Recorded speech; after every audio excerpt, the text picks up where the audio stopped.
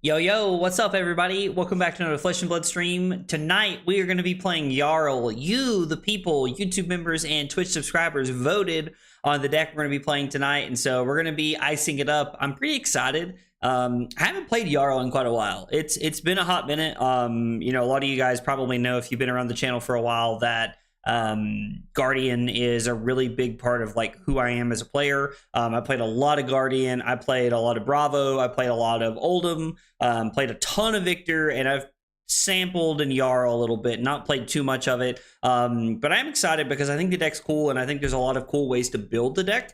I am going to go ahead and give everybody a little bit of a heads up. I got a little bit of a push in a direction for what we should do tonight.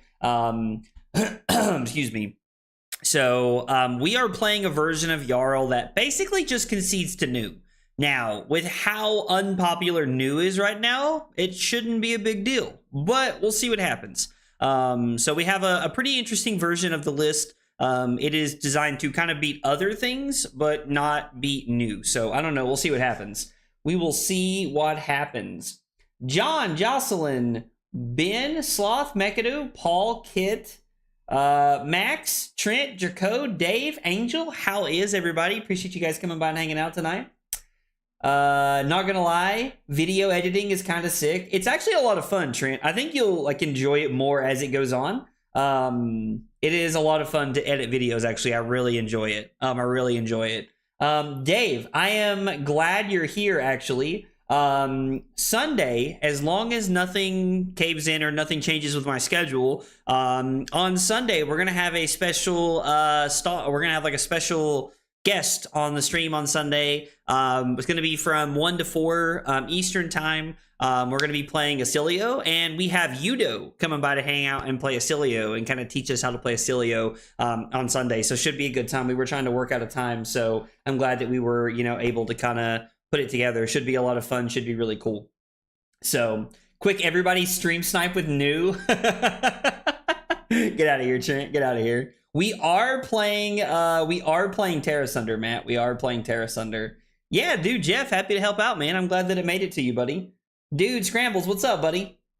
All right, so let's go ahead and take a look at the deck here before we get started. So we'll go ahead and talk about the list here a little bit, and then we'll kind of jump into the games, kind of talk about it.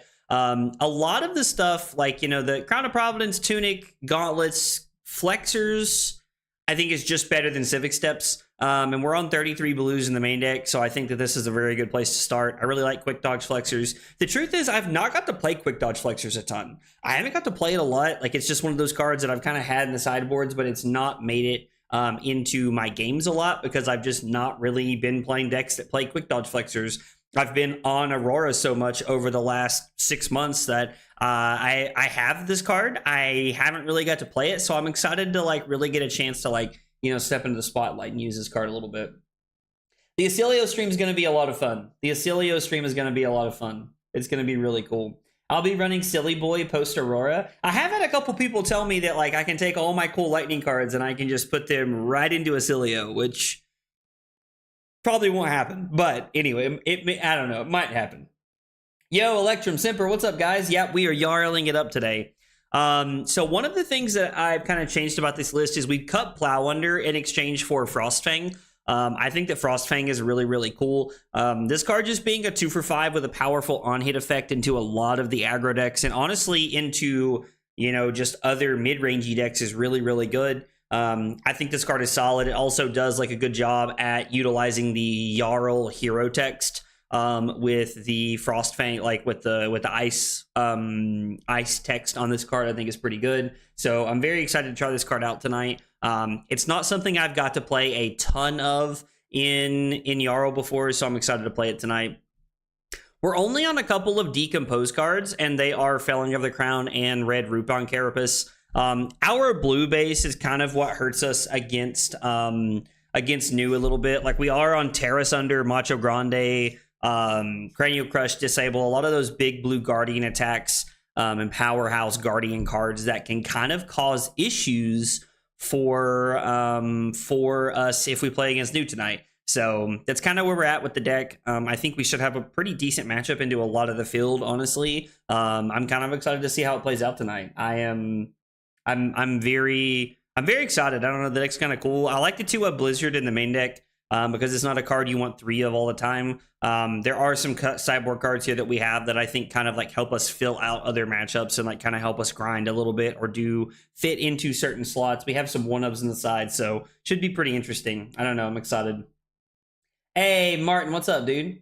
My man said I voted correctly. I love it, dude. I love it. Yeah, we are on 0 Plow Under. We are on 0 Plow Under. I traded those out for Frostfang, so that's kind of the idea of what we're looking at here. In the sideboard, I have a couple of questionable things. We are playing Crush the Weak. If we do run into some Assassins or maybe some Syndras or like, you know, some like low to the ground aggro decks, we can talk about putting in Crush the Weak. I think this card could be pretty good in the sideboard. I like this card quite a bit. So having this in the sideboard, I think is a really good option. Kind of fits into some of the downside of some of the matchups we struggle into a little bit. So I like Crush the Weak.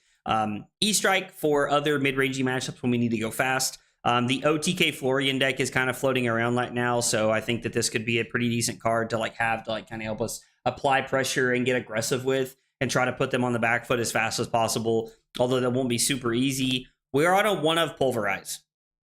I debated playing 2 Pulverize instead of the 3rd Blizzard, but I think that 1 Pulverize is fine. Having 2 like without Crown of Seeds is a little awkward from time to time, so I think that only having the 1 is going to be perfectly okay for us. We can try to stack it and set it up a little bit with Tunic. Should be pretty good. I'm on Shelters as some extra defense reactions here. I like Shelter a lot. I think it helps with the, you know, the arcane pings if we need it to. It also blocks for 4 if we ever need it to. This card could situationally be cards that help us grind more, but I do want some extra help into some of the aggro matchups. And then we have the 3rd Blizzard and a 1 of Seeds of Tomorrow. I like Seeds of Tomorrow a lot. This card is a great 1 of, in my opinion. You could potentially play 2 of this card, but I think more than that, and you start to kind of like risk the downfall of what this card has the ability to do. But a 1 of Seeds of Tomorrow is really solid, and I think it fits really, really well. Feels really clean. I don't know, 2 could be better, but I think 1 is fine. There's a world where maybe we're supposed to be on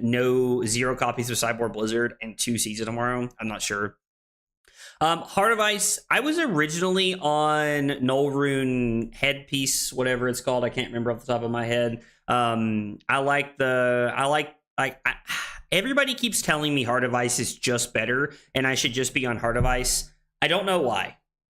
I'm going to be honest, I cannot figure out why we should be on Heart of Ice as opposed to something else. Nobody's really playing Count Your Blessings. Nobody's really doing anything else.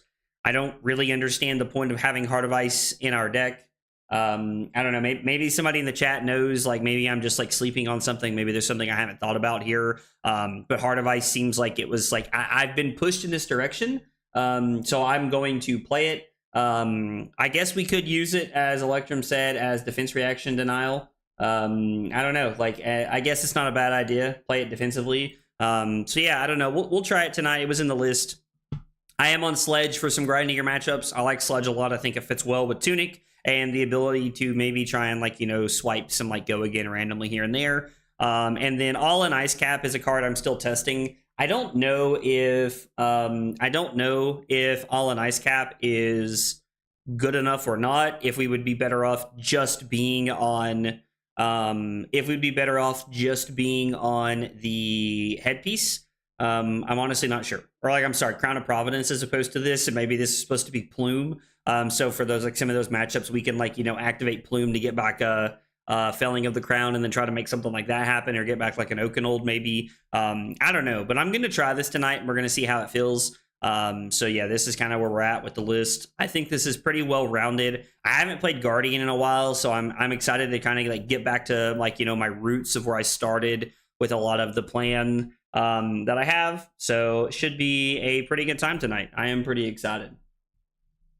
Yeah, I mean, it is AB3, I agree, but I think I had other AB pieces originally, so who do you think would be better for the ProQuest, Victor or Yarl? Logan, I guess it depends on what you're going to play against, really. I don't know, like it depends on like what your local meta looks like. ProQuests are so wide open that I would probably say like Victor if I had to pick one, because I think Victor, because of how like the deck is built, there's a lot of like things that you can whiff on as Jarl, and so I think that like the clashing is still pretty good against the other, like against Jarl. So I would be considering that maybe Victor is just better because of the clashing mechanic. I don't know. I could be totally wrong. Oak and Old, it's a hell of a drug. It's a hell of a drug.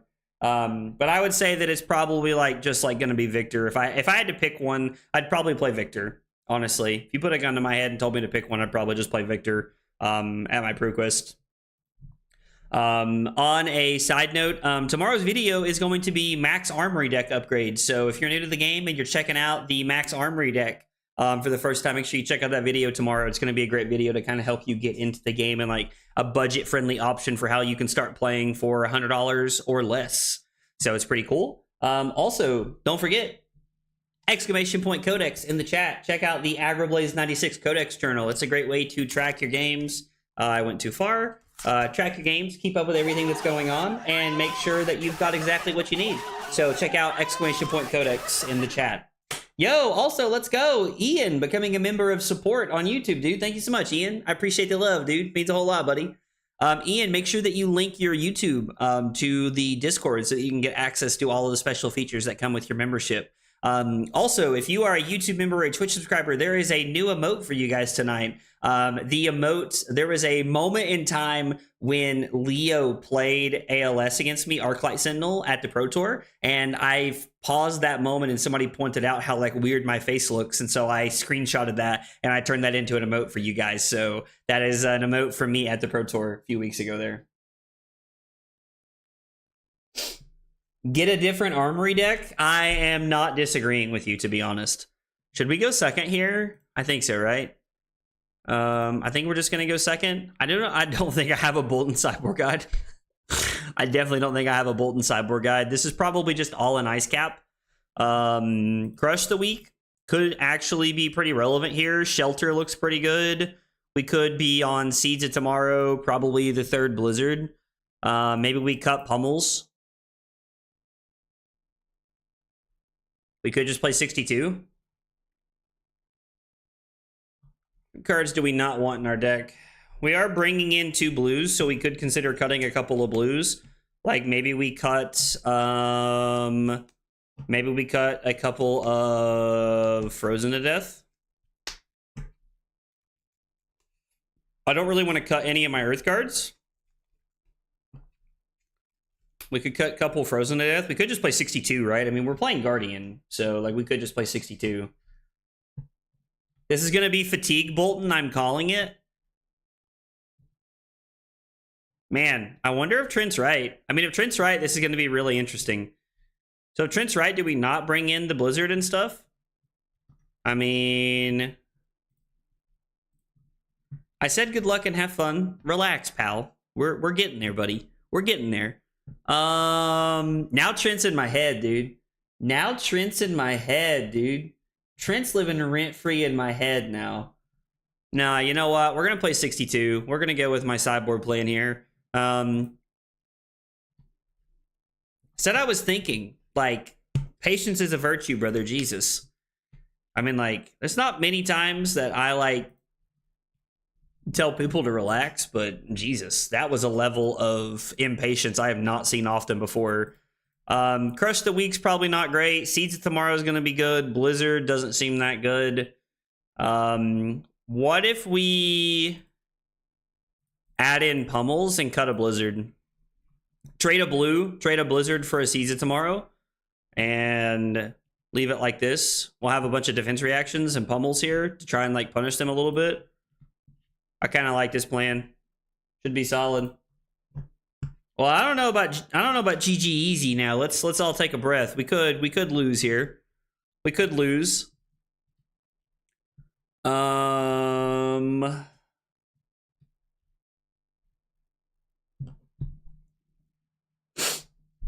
What if we just swing Titan's Fist, pitching the Oak and Old in the channel? And then we'll just Arsenal the Sink Below and pass here. Sandscour is really cool. Oh, you meant the Bolton who left? LOL. That's even funnier. If you lose, you have to turn in your Guardian card. Yo, it's my first game back, and we're already telling me I have to turn in my Guardian card if I lose. Yo, y'all are brutal, dude. Y'all are absolutely brutal. Gonna activate the quiver. I mean, trying to set up a 5-card hand makes sense, and they whiff. It's Codex of Inertia. Okay. So we're gonna Arsenal the Sink Below. We're gonna go channel on the bottom first, and then we draw the Crumble. Yo, insane. Actually insane. If you lose this one Talishar game, sell all of your cards and quit the game. Yo, y'all are on another level tonight, dude. I'm here for it, man. This is the kind of high stake stuff I get out of bed for, dude. I think I have my sideboard package wrong into Aurora, and I just thought about it, so I'm like changing it over here on my other monitor. My opponent's just gonna have to wait a second here. Is that Battering Bolt? Pause Areno, big dog. Pause Areno, big dog. Starting off with a heater. Well, that makes blocking with the ew.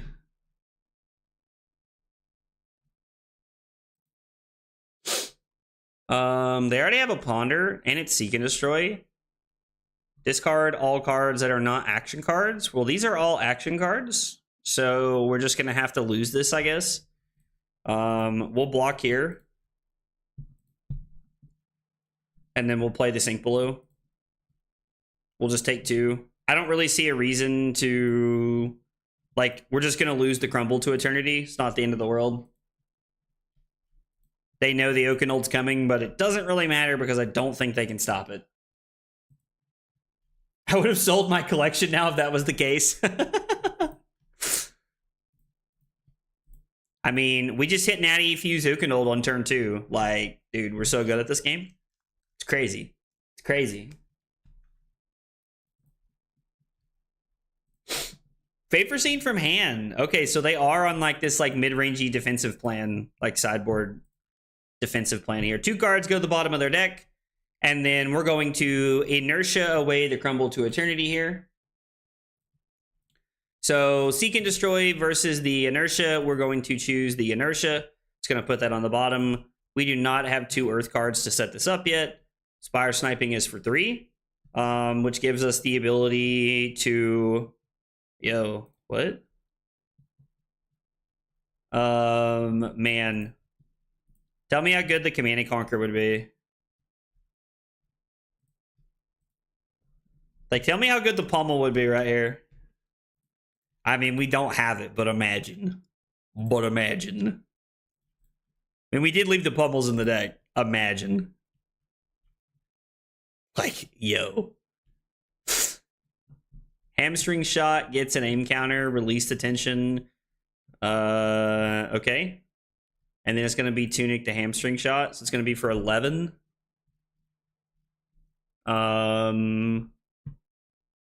Oh, it's Dominate. So it's release the tension, which means we can't play this. And it does have Dominate. Is Frostfang or playing Crumble to Eternity better? I think playing the Frostfang's better, right?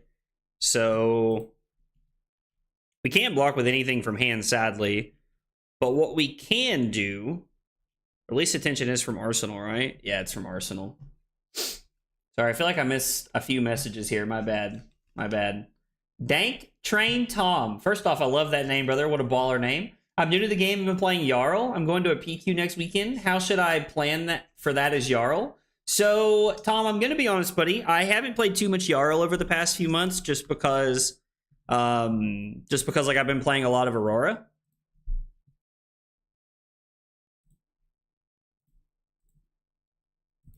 But what I can tell you is that I do think that I think Jarl's in a better place now that Enigma's gone this weekend. I think that the list that I am playing tonight is very good into the field, except for... It's very good into the field except for against new. So if you have a lot of new at your local ProQuest, I would probably be a little bit more skeptical about playing this list. But if you don't have a lot of new at your local ProQuest, I would say take this list for a spin. We could crumble the horizon, right?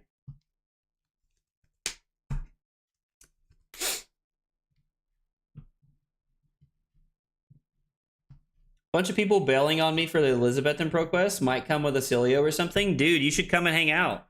Wait, it's not even at Elizabethan, is it? It's actually at, it's actually in Johnson City, right? It's actually in Johnson City, right, Sloth?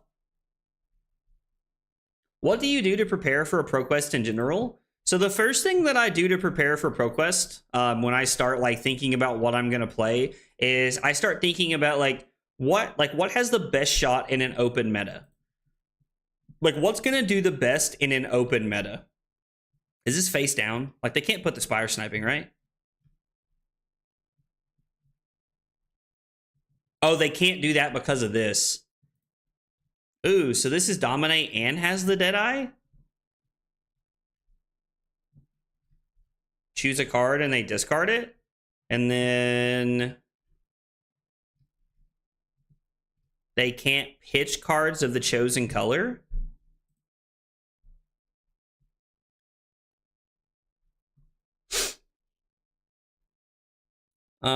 So it's gonna be block 3. Somebody mentioned just a second ago that I've not done a good job of getting earth cards into my graveyard, and you are correct. So what we're gonna do is we're going to block 5, and then I'm gonna play the Rootbound Carapace here. I know that we're not doing a good job of decomposing here, but I like the idea of just covering this up effectively.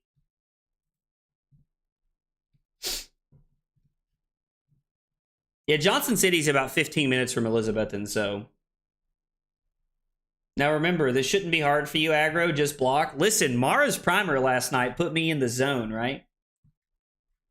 We could double fruits and decompose, but it wasn't going to change how we were blocking, so I don't, like...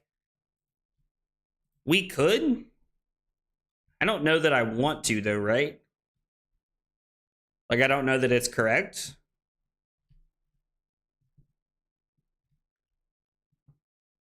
I guess we should.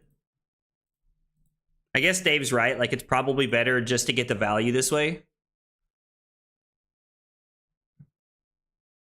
Yeah, Dave's probably right. Yeah, it does just stop a baby felling later, which is a pretty big deal. We could we could throw Cranial Crush here for 8, which is not a bad play. But I actually like the idea of just doing this and then gaining 4 life and putting us back up to 35, because it creates a 9-point life lead separation, and then it also puts 3 earth cards. If we had played the Crumble, we'd be in a good spot earlier, because we could block with Disable, and then, or I'm sorry, block with Autumn's Touch, pitch the Disable to play Frozen to death. So we would actually be in a pretty good spot. Yo, chill, brother. Chill. Good lord. Are local armories fine for new players to go in and play with folks? Not trying to be competitive, just have fun, but never been to one before and kind of nervous. So Ogre, welcome to the stream. I'm glad you're here and I'm glad you're hanging out with us. I honestly believe that it's perfectly fine if you want my opinion. I don't think there's anything wrong with like going to a armory and like, just having a good time and hanging out with your buddies. I think that's perfectly fine. And I think a lot of people, especially like at our local ones, expect like some new players and things like that. And a lot of people will even like help walk you through turns and lines and things like that. Now, don't get me wrong. You get sweats no matter where you're at. It's just, the inevitability of life. But like, I think that you have a pretty good shot of going to something like that and your opponents being like very friendly and very nice to you. And just kind of like trying to help you out and learn the game. So I think that armories are a great place to go and like learn the game and make friends and really get into your local community. I try to play at one local armory a week. Now, unfortunately, sometimes with life and work, it just doesn't always work out that way. But I think that going to local events is absolutely amazing. And I cannot suggest it enough for anybody who wants to go. This is a Sandscour list, which is really cool. I love Sandscour. Ogre, I'm glad that everybody in the chat's being nice to you, man. We have a phenomenal community. Everybody is absolutely amazing, buddy. Everybody's absolutely amazing. So we're just gonna go ahead and play the Rubicon Carapace, and then we're gonna play Felling, and we're gonna put the Terra Sunder on the bottom, pitching the Crumble. That way we can decompose twice here and set up the Felling for 8. Even though Dave pointed out a better line to us earlier, I got bailed out by some good draws. You know, better lucky than good. Wait, what does this say? Yeah, it's Arsenal, right? I'm glad I really wasn't paying attention. I'm definitely talking to you guys too much. Not that that's a bad thing. I love chatting with you guys. We'll get rid of the Frostfang here. I'm going to decompose in a way that makes my opponent think that there is a world where I have that makes them think there's a world where I have Sotomaro in my deck. Not that it really matters. I just want them to think that something like Sotomaro could exist. Hey, GJ Shaz, what's up, dude? Finally recovered from London. My feet still hurt from all the walking. Was great to finally meet you in person. Dude, I'm glad I got to meet you, and I'm glad we got to hang out, man. It was a lot of fun. I get it, though. Carly walked about 20,000 steps every day while she was walking around in the city, and we had a really good time being in London. It was a lot of fun. So I get it, man. Like, walking around and getting all those steps in was awesome, but exhausting. I feel like I play my own decks at least sometimes. People in my city are so happy when we get new players for armories. So, same. Zadinik? I really hope I said that right. If I didn't, I apologize. But we're the same way. You know, like, we love getting new players for armories.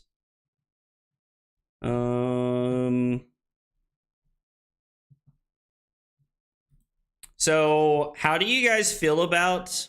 Oh, man, never mind. That kind of changes the whole thing. Because this is Dominite, right?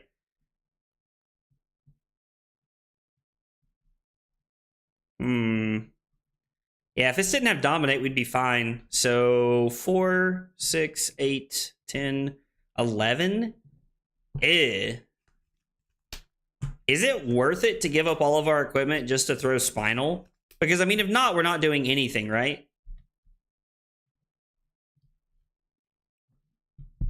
So it would be 4, 5, 6, 7, 8, 9, 10, 11. God, that feels so bad. We deny them an Arsenal, and we get to be able to pitch our 2 cards to throw Spinal Crush. I have to admit, I'm not a fan of this. But I think it's correct, right? We're denying them an Arsenal and throwing Spinal here. The class that enjoys blocking hates Dominate. When I went to my first few armories, people were very welcoming, offering to help me teach the game and gave me some common staples that are always useful. See, dude, Election, that's what I'm talking about, man. Like, the community is generally, like, amazing. Like, and I mean that very sincerely. Like, the community as a whole is pretty awesome. We're not going to crown anything. The Frostbite doesn't really matter. I am going to go ahead and use this. And then we're going to play Sync, and we're not going to sync anything.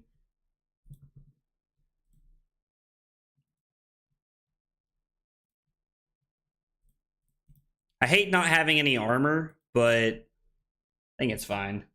I think we used our equipment effectively, and we just took 3 cards out of their hand. Now, they're probably just going to codex. I think their hand is very telling that they want to codex here.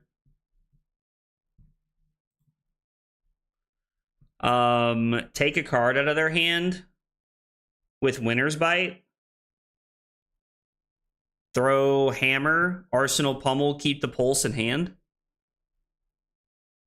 Or we could just throw Cranial Crush. Actually, would it be Winter's Bite to take a card out of your hand? Pitch this, over pitch for Hammer, and then Arsenal the Pulse? Would be a very, very good defense reaction here, right?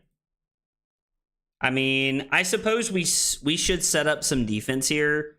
The Pummel is great, but we've already seen two Command and Conquerors, and I think I would rather try to set up some good defense with the Pulse here.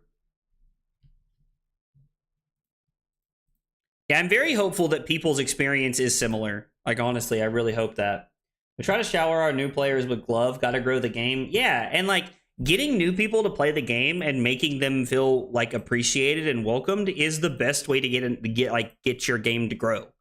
100%. And you know, I think like a lot of people see other people as threats, if I'm being honest. And I don't know, like it can be kind of frustrating sometimes because I'm like, just play the game. Like just love the game. You know what I mean? Like just go out and enjoy the game.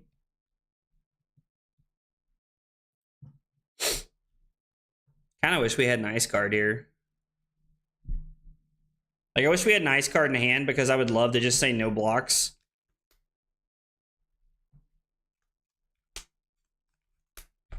This does not get dominate. So we can block channel macho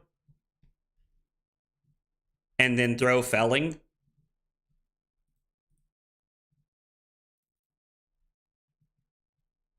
Okay. I mean, sure. This is fine. Like, oh, my headset just turned off. I'm assuming we have Earth cards. I'm going to be honest, I haven't looked. Okay, we do.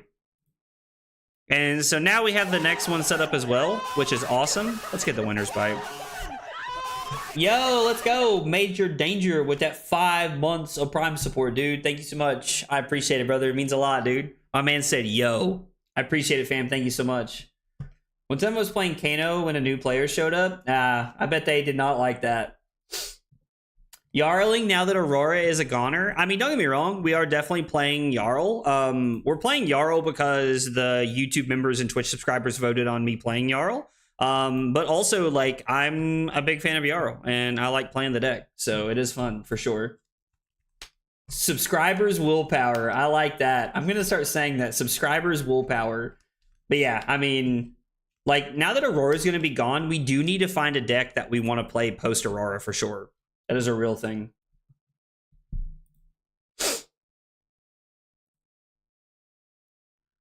So this is 8 dominate.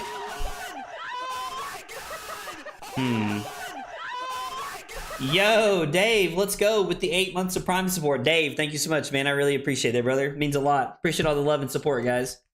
Going to pitch Flesh and Blood to a new store in 2 days. Wish me luck. Having to travel 2 hours every week is not optimal. And that store's only 20 minutes away. Yo, Johnny, I hope that works out for you. I really hope that works out for you. That would be awesome. Action cards. So I could...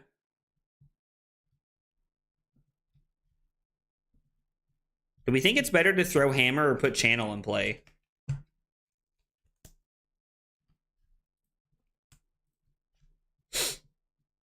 I mean, is there any world we just take this? Is there any world we just block with disable and just say, eh?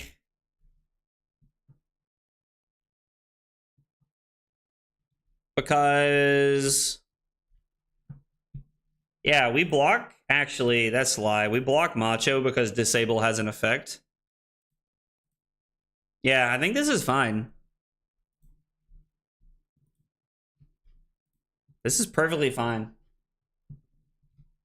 I agree. Putting channel into play and then swinging the hammer is a good play, Holden. Also, Holden, how are you, buddy? Holden, are you playing at a ProQuest in Kentucky on Saturday by any chance?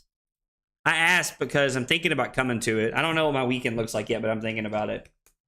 I think channel does make some awkward plays for them. I have this crazy idea in my brain that Yarl is best deck in format post Aurora LL. I'm not gonna lie. My brain wants to disagree with you. But you have my attention. Go on. I like that they're having to pitch cards to do things. I mean, Heat Seeker for 8's not bad.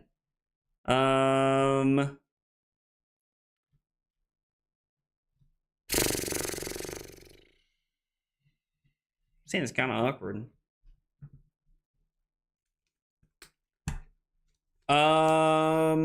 What if we No, because we can't do that then if we decide to play it now. I was gonna say we could Tunic, pitch Tunic, and Pummel to like play the Pulse and then swing Spinal, but we can't. I mean, are we just blocking 8 and swinging Hammer? Feels bad, but yeah, I agree. It's probably Florian. The Cardinal one I am. I'm also coming to your LGS if it's not full. It's not full, Holden. You should definitely come to ours. Yeah, Scepter Florian's gonna be a problem. The deck's better than I thought it was.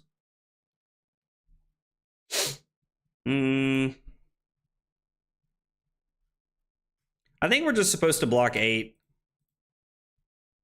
Feels bad, but I think we're just supposed to block 8. Like, we're winning the Fatage battle right now. Like, they have some Codex of Inertias that they've been sitting on, and we've given up a lot of equipment, but, I mean, we're not too far away from Hammer just actually being relevant every turn. Like, they're down to 9 right here. There's, like, probably, what, 1 Fate Foreseen left? I think they've played 2.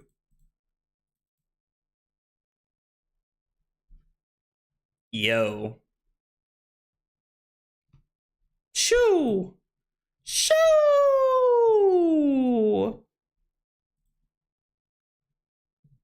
Please, no Dominite. Uh-oh. This is fine, right, actually? Because this comes in for what? 11, and we get 5, 9. We can't play this because of the release attention. So we get to go Siege of Tomorrow, put this on the bottom, have 5 prevention left. Discard a Shelter is 6. Sink and this. And then we can Arsenal the other Shelter. This is weird.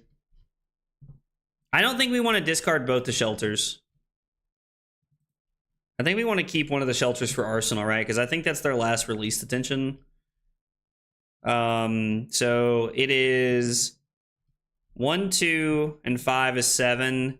And then do we give them the Shelter at Arsenal to sink? I actually think that's better.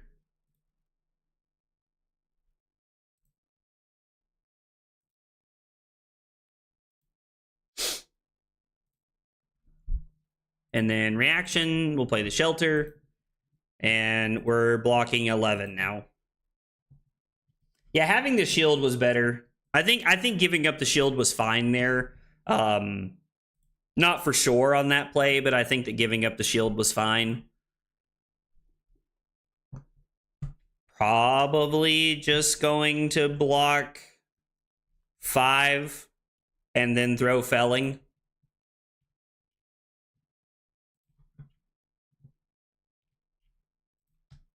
Okay. My man's cooking with some serious cheese here.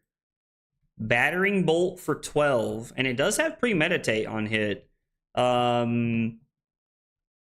do you guys think about 3, 6, 8, 12? And then we can just swing the hammer for 3. I kind of hate to give up our Felling here. It's our last Felling. But we're doing a good job of playing defense so far. How many Codex of Frailties have they played? Is that 2 or 3? 2? There's 2 more Inertias and 1 more Frailty, I think. I mean, just swing the hammer, right? Yeah, being able to Arsenal that D-React worked out pretty well. We could Arsenal this.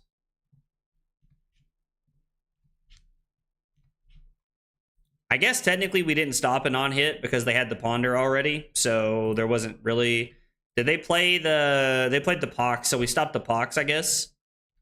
We could just Arsenal this and try to find a window for it to be good. Hey. No blues in this hand, huh? Seems less than ideal. I mean, yeah, technically our sync blocked more value there. Is this Dominite or no? This is Dominite. So this is 9 Dominate. So we block Spinal Crush, play Winter's Bite to get them to use their Tunic, and then we pitch our last 2 cards. Actually, we have no more cards that decompose, so we might as well just block 4, right?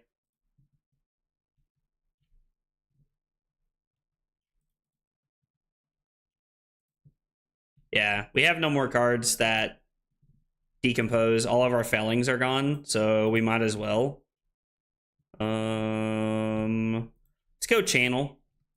I think going Channel is fine here.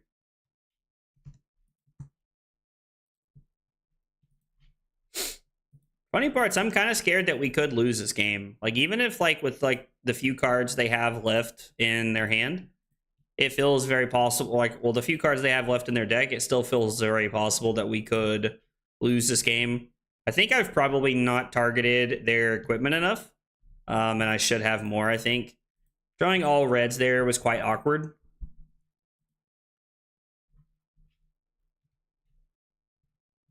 Okay. What card would you like to give me? Get ready for aggro to revoke his Guardian card. Aurora's going to slow down with LL points. Enigma was gatekeeping decks good into Aurora. What decks are you thinking of specifically, Tan?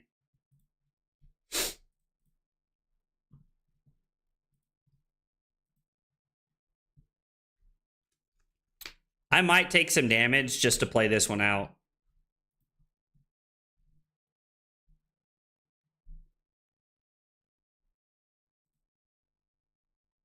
Hoping they have like 1 pump or none. Okay, so they're using the glove here. 9 Dominate. So we would take 9, go to 4, and then go to 3.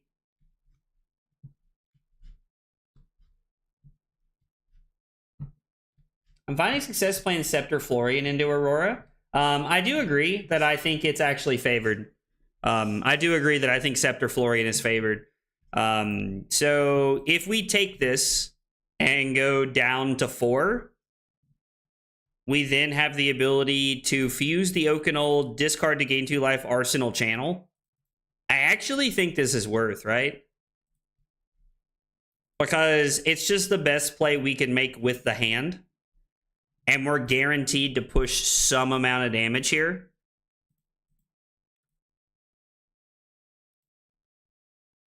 I actually think this is the hand that we set up to. I'm going to be honest, it's been so long since I've tried to pitch that Guardian. I'm not going to sit here and like try to claim that I put this together, but it feels like we put this together. I think I pitch decked this. I don't remember shuffling. Yeah, going back to 5 off the fruits is massive. Massive. You know what else is massive? Imagine if Ninja got a low taper fade. Dominate. They block 3. They have to block with 3 from hand. So we can pitch Crumble to Eternity, and then we're going to get a card from their hand and both pieces of equipment here for them to try to not die to the Macho Grande. That's right, Macho Grande, baby. Yep. So now they're at 1. They have no Arsenal, and they have a Frostbite, plus we have the Channel in play.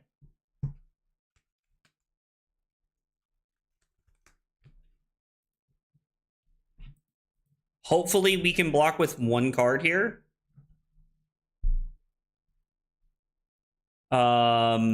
So they hit, but they have another red in their hand. What are we looking at getting them with here?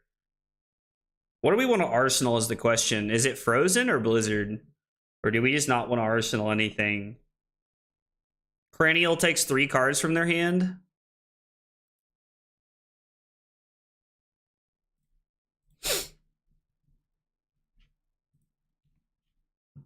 The mid-range meta is slowly returning, very slowly. Yo, Flame Dog, what's up, dude? I saw that you think Bolton will be a dark horse after Enigma. Can I ask your reasoning? Because I think that Enigma was one of Bolton's worst matchups. And don't get me wrong, I'm not a Bolton aficionado by any means necessary. But I just feel like Bolton has decent game into a lot of it's a frailty counter.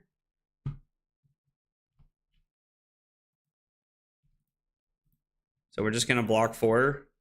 But I feel like Bolton has like really struggles into Enigma with getting fatigued. And so I think that the idea, like my thought process and the way I'm thinking about this, I think my opponent's about to concede. Yeah, good game, opponent. The way that I think about that, Flame Dog, is that like Enigma kept a lot of decks down. I'm not saying that Bolton is gonna like run the metagame, but I think that there's actually a shot that Bolton could be pretty decent in this meta, trying to play with all of the other like aggro decks that are gonna be trying to pop up. Because Bolton has the life gain combo to be really good.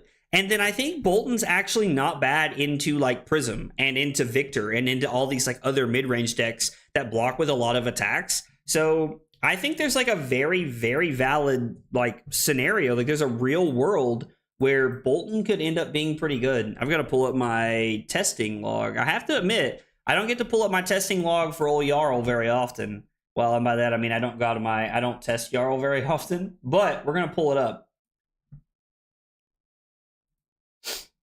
Let's see. CC Yarl. I have not posted a game since February.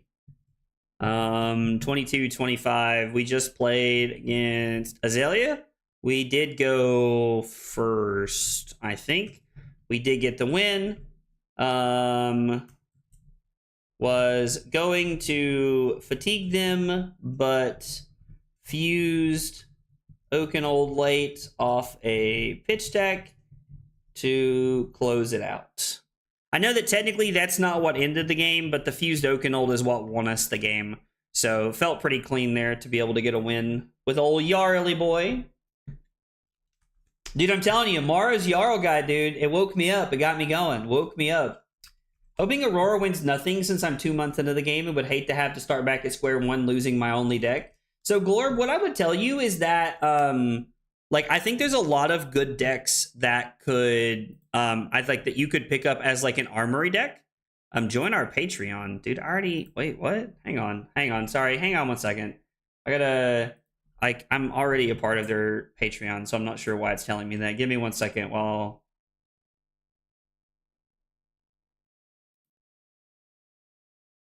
Yeah, I don't. Hang on. Okay. Let me refresh Talishar over here, and it should be on there now. Is it F5? There it is. There we go. So yeah, anyway, I like, yeah. What was I talking about? I'm having a stroke trying to remember what I was reading. I don't remember what I was talking about. Oh, yeah, but there's good armory decks that I think you could, like, you know, use to really... I think there's other good armory decks that you could use. Like, Dash.io is a really good armory deck. I'm trying to remember all of the ones that have came out. I think that Azalea has, like, a moderate place in the metagame that you could even start. And plus, like, if you have, like, locals... one thing I would tell you, Glorb, is that like your locals will be, you know, like pretty willing to help you out, I think. Hey, Latara, what's up? You should do a video on how to counter Scepter Florian for the upcoming weekend. That would require me knowing how to beat it. We might do that for Friday. Let me see what I can put together. I do really like that idea. Let me see what I can put together. Let's see my Mario sideboard plan here. It is, are we on Big Hammer or Little Hammer? We're on Little Hammer. Flexors. This is the problem with not playing Guardian a lot. I think we're on Crush the Week in this matchup. We should be on, it says we're on 2 shelters.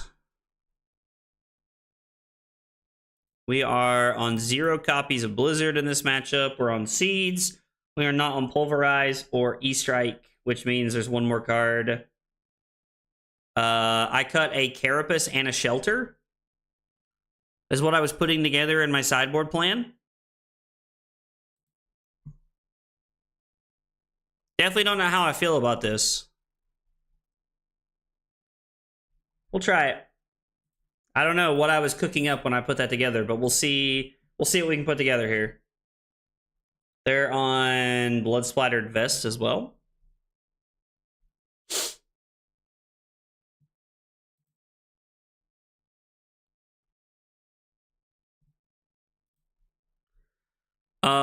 I would like to be able to keep Terrace Under, to be able to go Terrace Under Crush the Week, but I think that blocking 5 is going to result in us losing a card from our hand anyway. So I think we're just going to block 6. Are we supposed to keep Crumble? Am I supposed to block Terrace Under Crush the Week and then keep Crumble in my hand and discard Fruits and try to fuse an Oakenold maybe? Maybe that's the plan.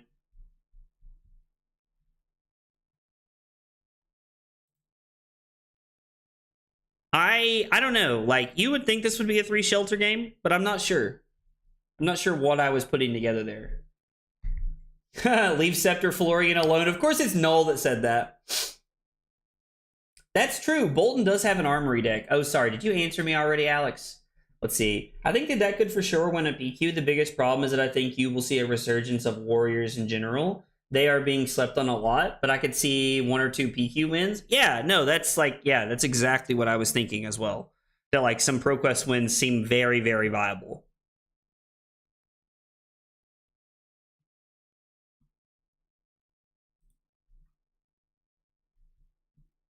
That's aggressive. Throw Dagger on turn 0?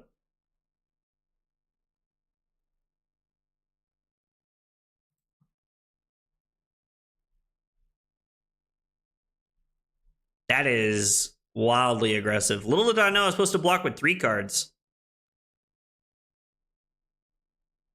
Okay. I mean, yeah, we're going to banish Crumble. Man, that's odd. You think investing in sealed gym packs is a good idea? Stolzer, I would say that I'm not much for the investing side of the game. That if it's something you would like to do, go for it. But I mean, I've got a buddy, and I'm not going to reveal any names here, but I've got a buddy, like a local of mine, who has quite a few of them sealed because he thinks it's a really good investment. So it's very possible that it is a good investment. We're just going to pummel the Frostfang here.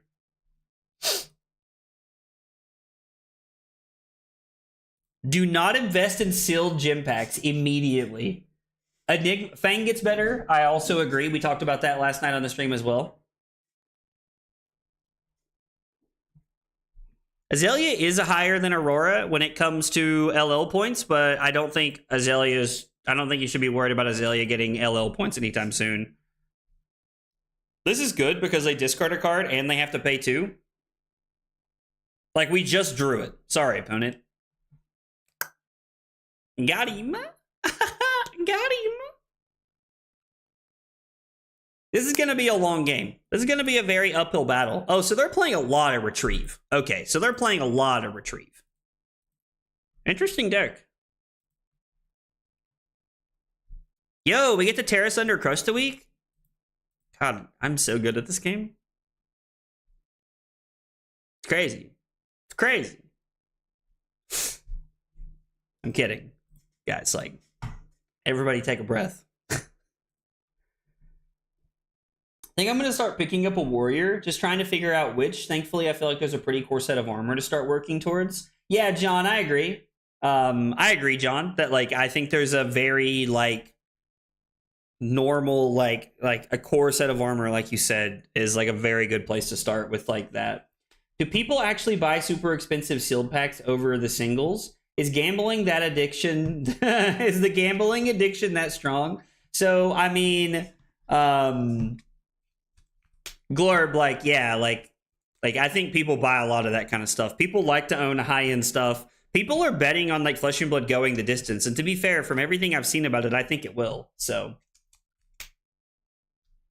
this Mario list is bad. Should be on the Card Guys Dagger Mario. I haven't seen the Card Guys Dagger Mario. Actually, I take that back. Is it, I forgot his name. I feel so bad now. Is it Damien's List? Is it Damien's List? My man said I can quit anytime. Confirmed Agroblaze is toxic AF. Bro, I mean, all you had to do was watch me play Marvel Rivals to figure that out, brother. I don't feel like that was that big of a stretch. We're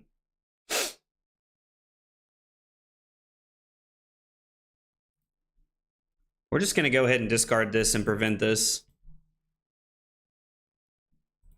I don't know if I'm supposed to discard this here, but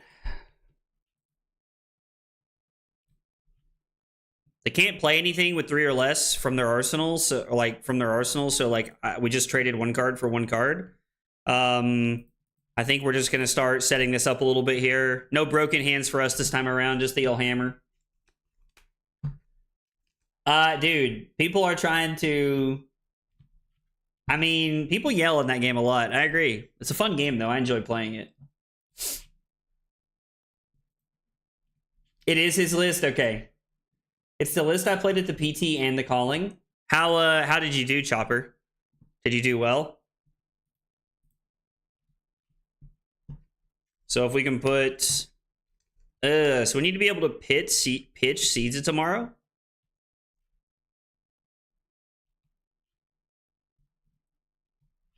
So block, Command and Conquer. We have... Actually, we block Crush the Weak. I mean, we can block 12 here.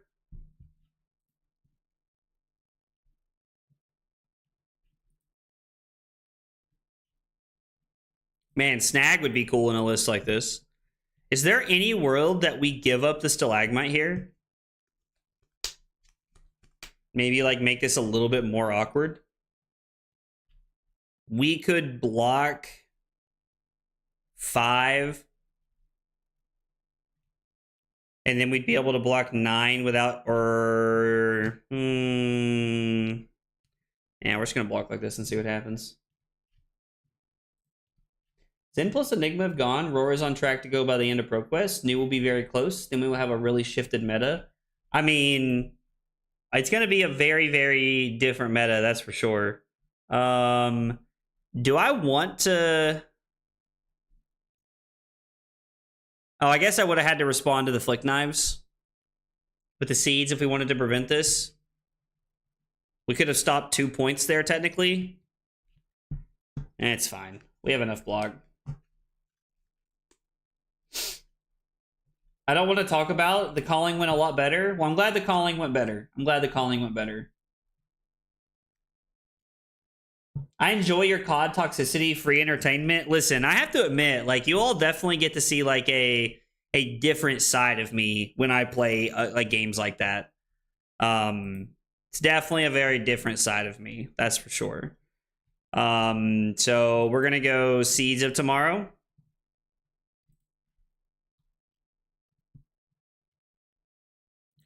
And then we're going to play Rubon Carapace. We're not going to decompose because it's going to give us 3 Earth cards, which means whenever we draw Felling, we're going to be able to put all 3 cards over there.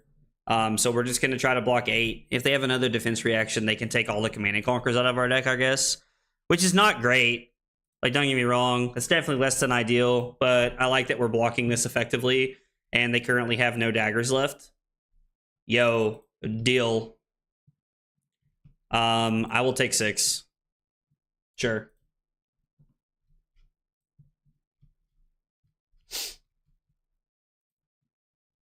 Wait, what's 7 to 8 heroes? What are we talking about? If we're talking about, like, we could see a lot of heroes doing well, like in the next set. We talked about that last night on stream. I talked about the 10 heroes that I could see doing the best from the next set. So if you guys have questions about that, please check it out. We're just gonna have to give ourselves an intellect penalty here, I think. They might be turning on our ability by themselves. And then if we just get to do enough shenanigans with Dominate and pummels and stuff like that, we might just be in a good spot. Of course, they could like banish a pummel here.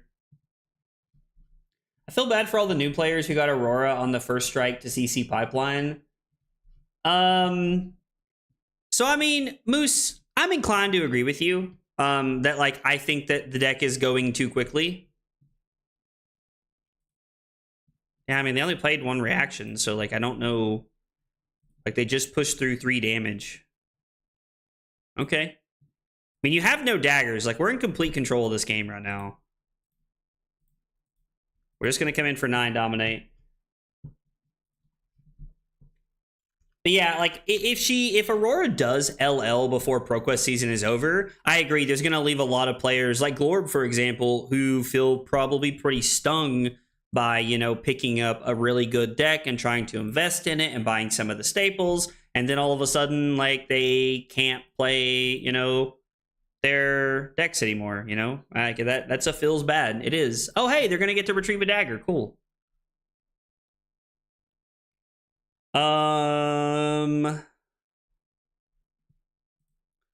I don't think I care about this, right?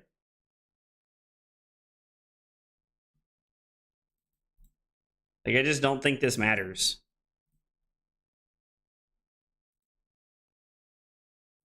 We're going to take 2. And then if they swing the dagger at me, I'm going to block with Crumble to Eternity. We're going to block with Crumble to Eternity. I'm going to play Winter's Bite and then throw Command and Conquer, and we're going to try to take 3 cards out of their hand.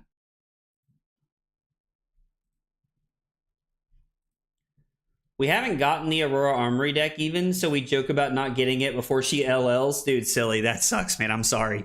I'm sorry to hear that, brother. Honestly, that's tough.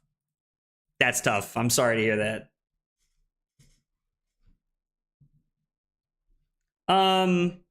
I don't know that banning Flicker Wisp was the right call. I've been saying that for a couple months now, that I think banning Flicker Wisp is like making her unplayable, because these decks like Florian are just gonna like dominate the long game if that's the route you go, in my opinion.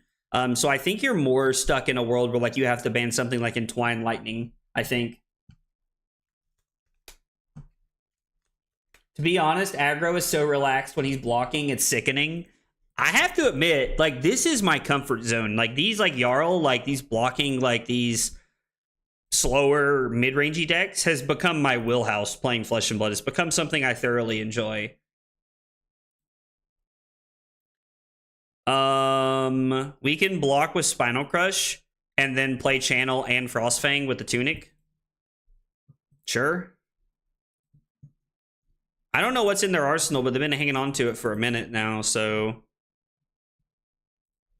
if they have a defense reaction, it's going to cost them a card to play it.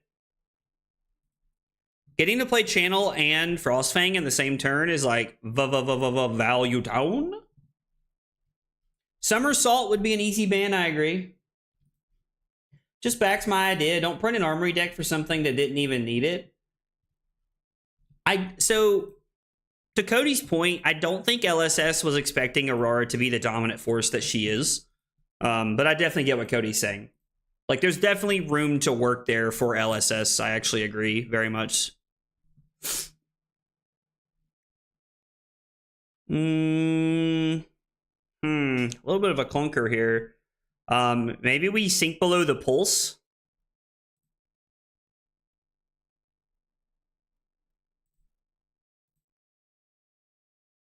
Yeah, I think we can just sink the pulse here. Try to find something that we can pummel. We did not find something that we can pummel, but we can pitch 2 ice cards to come in for 8. Which is... This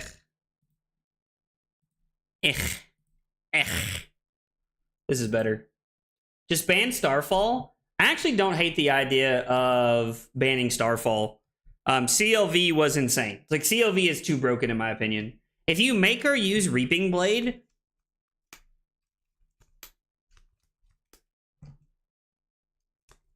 she's probably still too good, right?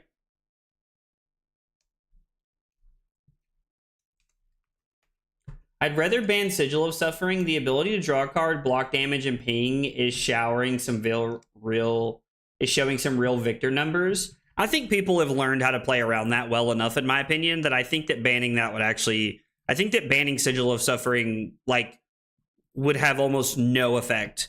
Because for the people like me who are on 6 defense reactions, And one of them is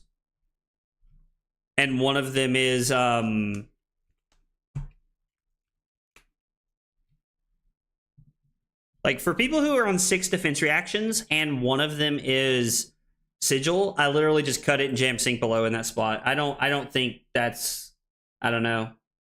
You could ban burn up and shock. I actually don't hate that as an option. We're just gonna block with gauntlets here, right? We block with gauntlets and then we go command and conquer, pitch the sink below for pummel, arsenal felling of the crown, which is not great because it means that like we're not gonna have a hand that we can really utilize here. With felling and arsenal, like felling is one of those cards that you don't really want to arsenal that often, but I think right now we're in like such a commanding position that I think we're in an okay spot to just make this play. I mean, we could pummel the felling. Nah, I don't think so. I don't think that's correct. Hitting somersault would be a good ban as well. Pretty sure they ban cards that give good card advantage. I mean, if you're talking about banning CLV, that would be fine. CLV is so weird as it's so hard to keep around in Acilio, but in Aurora, it's almost a 0 for 6.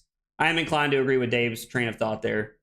They probably won't ban anything, let her LL, and Ira replaces her as the new player hero. I mean, Ira's definitely going to be the new player hero, for sure. Like, Ira is going to be the new player hero. I feel like I almost telegraphed the pummel here, to be honest. I blocked with equipment for the first time in 10 turns. I think our opponent might be a little new to the game here. Which, I mean, like, is, you know, it's fine. Like, I'm glad that they're getting to play and, like, they're, you know, learning the game. But, like, we're also up 12. We're not necessarily winning the, I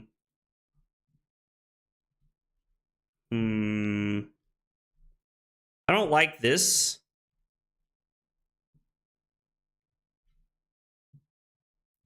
So we're going to block Autumn's Touch. We're just going to take 2 cards out of their hand here. Actually, is that incorrect? Are we supposed to play the felling, put Terra Sunder on the bottom, and then Arsenal the Winner's Bite? I think we are, actually. We're going to put the... Yeah, we're going to put the Terra Sunder on the bottom first. We will decompose, and we're going to get 3 Earth cards here. It's going to be Seeds, Carapace, and then it's going to be the Crumble. And we're going to put the Terra Sunder on the bottom. I'm new to the game. Yo, Trent's offended. Trent's offended for them. By the way, dude, like, Trent, I was dying when you were telling me about Ashley earlier, dude. I was telling Carly about the whole hot dog interview thing, dude, and I was dying. I was absolutely dying. That had me rolling, bro. I'm not going to skip my Arsenal. We are going to Arsenal this. Okay. I mean, they're just going to get a 0 for 4 here. We have the defense reaction. Do I even want to give up the defense reaction? I mean, I guess we can give up the defense reaction, take a card out of their hand, and then throw disable. Which able? Is Rob here? Is Rob even here?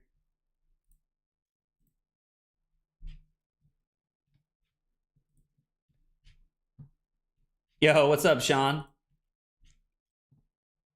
Doing my daily Zach trolling. I mean, listen, Josh just likes to show up to, like, talk this mad trash, which is hilarious because, like, he's talking mad trash, like, and we're up, like, we're living the Yarl dream right now.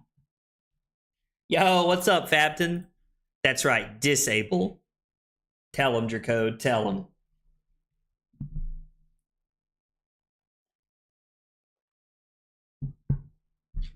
My man said, I'll finish his joke. Thank you. Thank you. Appreciate you looking out for me, brother. Appreciate you looking out for me. Disable demands a defense reaction, 2 cards, or a card, and Mask of Deceit. Highly doubt they'll give me Mask, considering they probably want to pick to try and swing tempo. How do you think this list is in the Verdance, by the way? I mean, unless we're able to, like, get serious tempo, it's probably not great, right? We have to like probably focus Crumble to Eternity and Frozen to Death on like Striders or like Headpiece or something, if I had to guess. I mean, Heart of Ice does help quite a bit, right? But it's probably still not great. So we're going to go up to 31 cards, then down to 27. So there's 31 total cards here for me. 28, 29. They would like to undo their action. That is fine with me. That is fine with me, buddy. I saw the CYB Yarl versus CYB Verdance a couple tournaments ago, and it was like a 2-hour game. Yeah, that sounds terrible.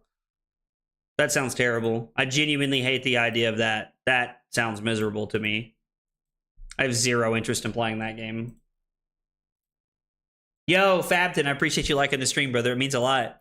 Guys, by the way, if you're here for the first time or you're new to the channel, we got 3 questions we ask everybody when you're new. And they're, what's your name? What got you into Flesh and Blood? And what are your favorite hot dog toppings? Tell me about yourself. I would love to get to know you guys. I mean, I think we can just block this with Spinal.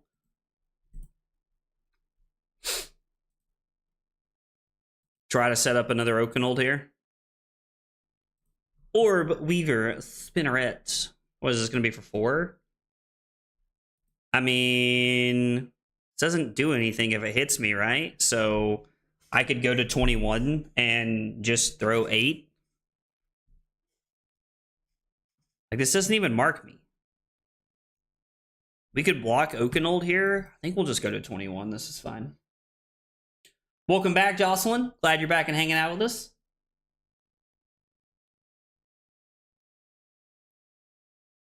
Then you hope she can't stack you, I guess. We don't have any way to make them shuffle, right? I don't think so. I don't think there's any way to make them shuffle. I mean, don't get me wrong. Like, we can pressure them, but we, like, can't pressure them, if you know what I mean. Because they're a pretty defensive deck.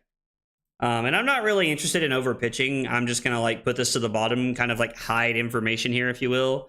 We're going to go Fruits, Autumn's Touch, and then we'll get a Winter's Bite here.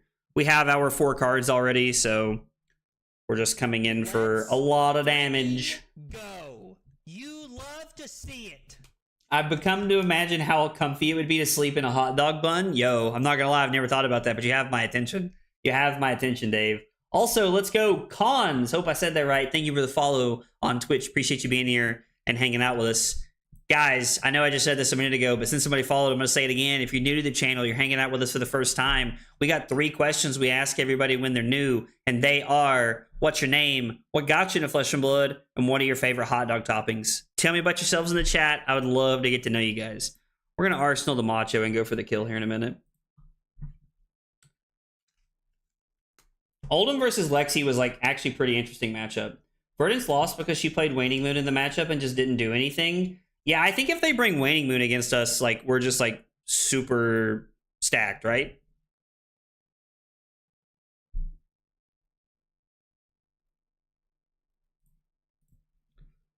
I mean, they can go get a trap, but it doesn't matter because those are defense reactions, and we have the pummel. So, technically, you go to 1, and now all of our ice cards are opened up because of Jarl's hero ability.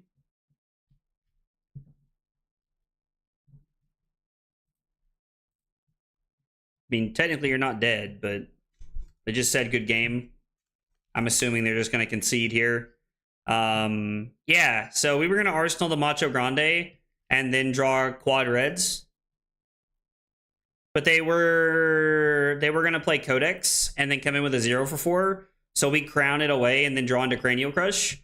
And then our hand is pitch to Quick Dodge Flexors, probably. Pitch the Frostfang. And then we would have pitch Cranial Crush to Felling of the Crown, bottom the Rugon Carapace, Arsenal the Spinal Crush, and then set up for the following turn. And then we would have had 1, 2, 3, 4. Not a fused hand. So we probably just would have thrown the Cranial Crush, Arsenal the Oakenold, and then our hand would have been blocked with Sink Below, and then throw fused Oakenold to close the game out. So it's going to take it a minute, but we were going to get there one way or another.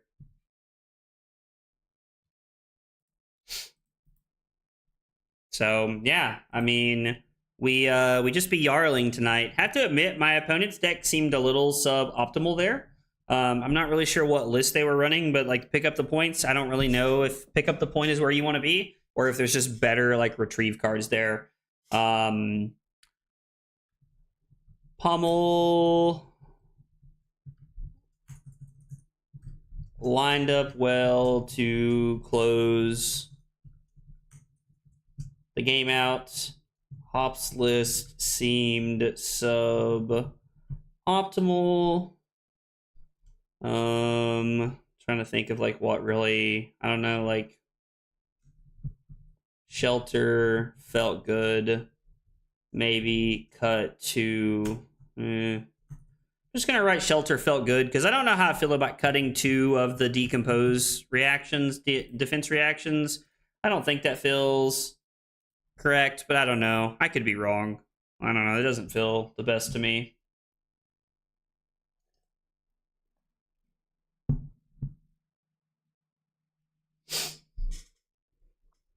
Sleeping in a hot dog is not ideal. Soft, but moving is difficult, and I can't rotate like a rotisserie chicken like I normally do. You sleep like a rotisserie chicken? What? Yo, is this actually Matt W? Is Matt W sniping me? Matt, if you are, good luck, buddy. Slippy uses pick up the point. Aren't there just better cards? Like, actually, I'm just curious. Aren't there just better cards? I think I have a Vincet game plan over here somewhere. Hang on, let me look. So let's see. We are on the Null Room boots because I guess we're not using flexors. That effectively makes sense. Tunic also makes sense. We are on, let's see. We're going to cut a Blizzard. We're going to cut a Spinal Crush, it says. Interesting. We're going to bring in a Pulverize. We're going to bring in Shelter and Seeds of Tomorrow.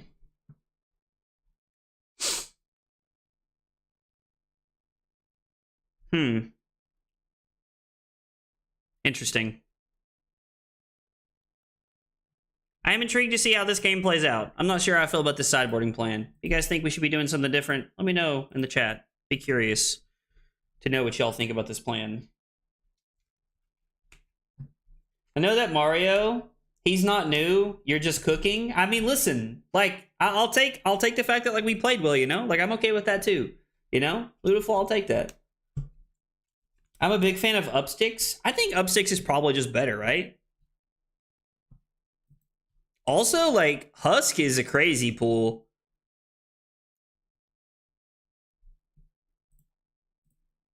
Husk is a crazy pool. Do you give me Purgatory? Do you give me Purgatory? Calling my bluff? Calling my bluff? It's a good call. It's a good call.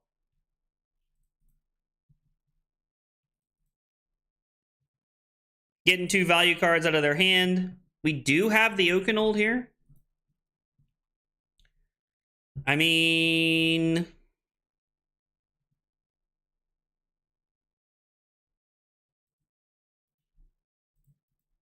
yeah. Ka-chow. Maybe we need to get Fabton back? Dude, Fabton was giving me the business the other day.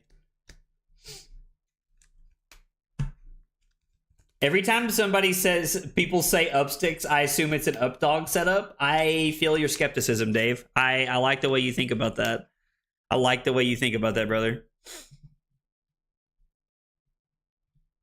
I mean, we got Husk out of the way on turn 2. Like, I think that's just a massive dub for us. We could also keep this and just throw Pulverize.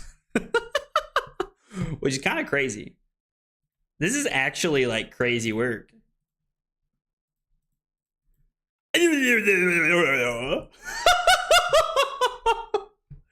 Yo, this is so cool. Man, like... and the crazy part's when we lose this game, I'm gonna feel so bad. All right, here they go. Here we go, here we go, here we go, here we go, here we go. Here we go! Here we go! So this is going to be for 2 and 4 rune chance. There is a Vincet activation, so we have to take this. We will... I think I want to target their creepers, right? Like, we want to play this turn is going to be the idea. So we're just going to block as much as we can, I think is going to be the goal here. Oh, it's for 3. Wonder why it's for 3. How did I miscount that? Oh, the puppetry. Puppetry! Oh! What if we blocked with Command and Conquer and just, like, played the channel and passed? I mean, we have to take quite a bit of damage this turn, right? If this is Matt W, this guy sucks at Vincet. Trent, don't say that. I'm gonna get cooked, bro. Cooked. Cooked. So how does this work?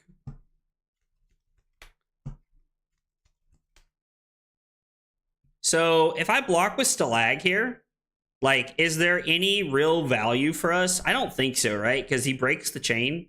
I think we're just taking 3. I mean, I'd rather block something of relevance, right? With the shelter. Right, Trent, be nice. How do you feel about nerves of stealing Yarl? I think if we're playing like Fatigue Yarl, that's fine. I did not set my list up that way intentionally, Lord YOLO, but I think... But I hear what you're saying. Are we enjoying some champagne right now? Champagne. Oh, because it's on ice? I like, if that's what you're going for, I like it. If not, I've missed it. If not, I'm lost.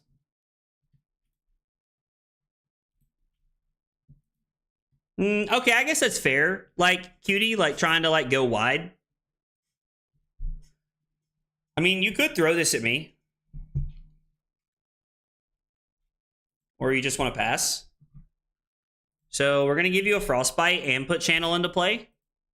And you're just going to... Yeah, I mean... Okay.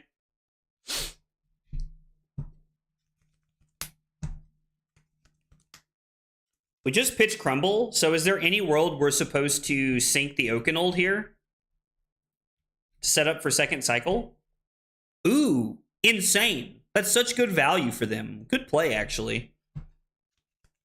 We can pitch the, we can play Sync to the Oakenold here. So this is going to be for what? 9? 9.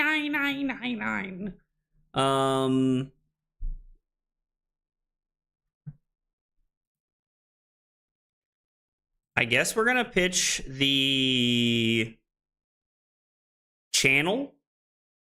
We pitch Channel. And then we get to block with Stalagmite? No. Then we get to block with Oakenold, Gauntlet, and Shelter. Right? Yeah, I think that's correct. I know we're not setting up that late game play we just talked about. I lied. We're going to block with Sync, not Shelter, because I don't want them to be able to Purgatory the Hammer and get my Shelter, or get my Sync out of my hand. I think that's a misplay. So we're just going to block 9. And then I don't know what them Creeper... If they were to use Creepers, I don't know what it would look like this turn.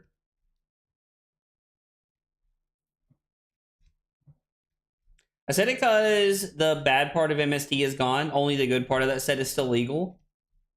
Oh, I thought you were making like a champagne on ice joke and like Yarl ice. I don't know. I like over mind gamed myself right there. All right. Our opponent just says they're going to 6. This has been a very interesting game. We can actually pulse them here, which is kind of insane. We can pitch Fruits of the Forest to pulse, which also works because it better sets up our Oakenold. Or no, we don't have an Oakenold on the bottom. We didn't put that on the bottom. Sag. My man's is going to activate this. I don't know. No, not activating Vincet. Okay, cool. That's a lot of damage. And they're cracking Quill Hand. So this is 7 and 3 rune chance. So man, I kind of want to play the pulse to slow them down because it feels like that's where this is going. But how do we feel about pitching Fruits of the Forest? What if we pitch Pulse to the rune chance and then we go Shelter? Wait, this is going to be for 13, right? So blocking this is going to be very difficult. Hang on, we gotta do a little math here, a little think about how we can slow them down. The Stalagmite could be very good. We could just block with the Stalagmite. Take the rune chance. All right, so let's see. This is going to be for 13. We're blocking 6, 10, 14. We're going to skip the rune chance and go to 32. We're going to block here. We're going to see if they respond to the Frostbite.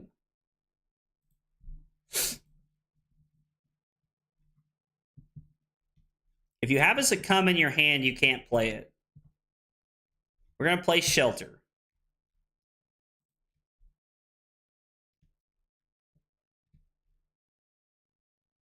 I'm very confused by this play.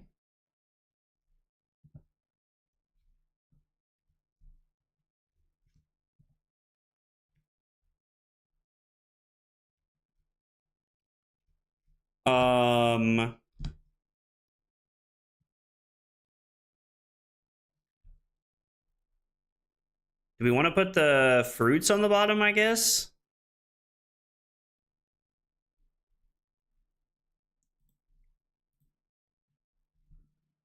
Okay.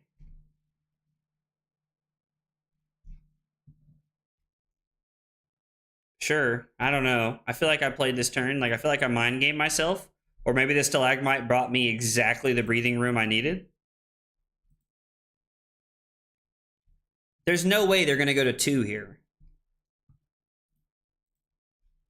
Okay, we'll give them a Frostbite.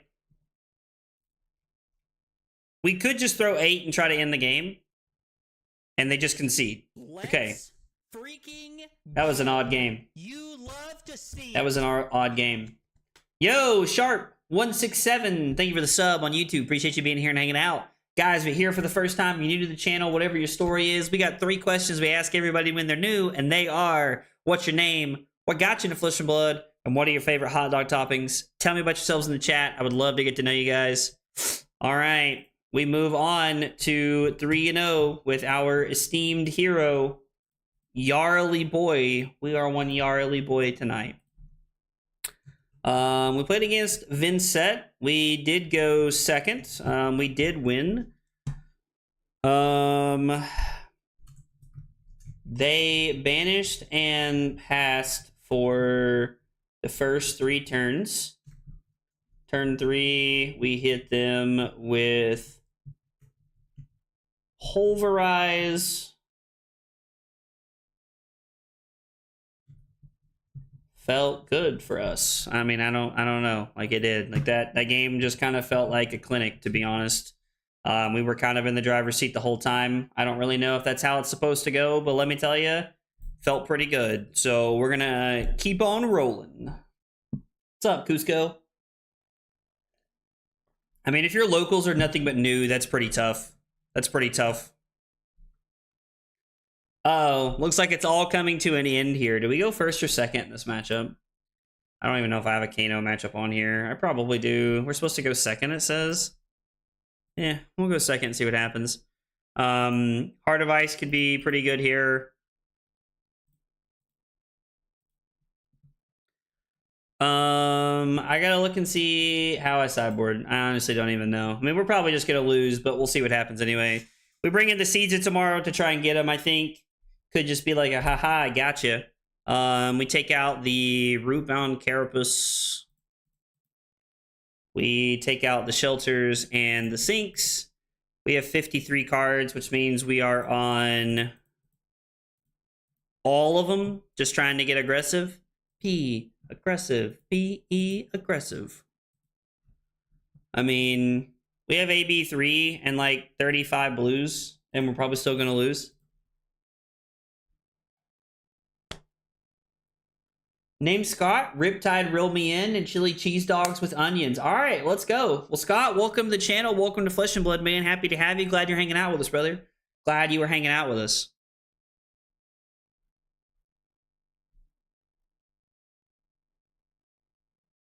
Them starting with Potion on turn 0 is not the best start for us. We're going to start by swinging Le Hammer. And we're going to pummel it. Get aggressive. Push some damage. Make them question their life. This was a little dramatic for me, but you guys get the point. No, stop setting up things and doing things. Frostfang, pitch the E-Strike for pummel. It's actually not a bad play. Because they probably give 2 cards to block this. And then when they do, we take the last 2 cards out of their hand. Or they're just going to activate Kano in response. That's also fine too. But it does mean that we get to push through 3 points of damage here.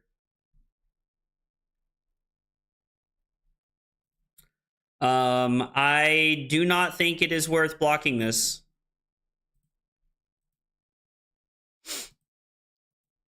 I know they get like a ponder or whatever, but they already have an arsenal. So like unless it's like another potion, it doesn't really matter.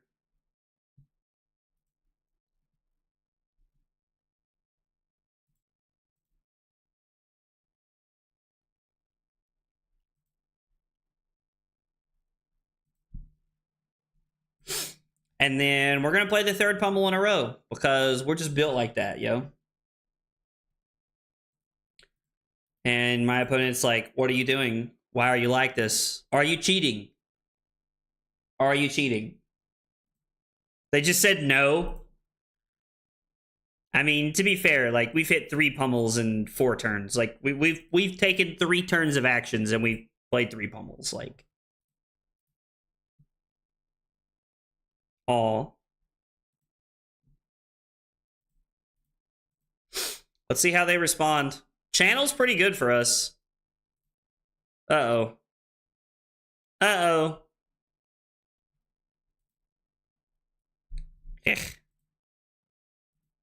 I've learned that you can click leave on that screen now. Uh-oh. Uh-oh, and the Will of Arcana. Oh, no. We're so dead, boys. Judge, we're still about to lose.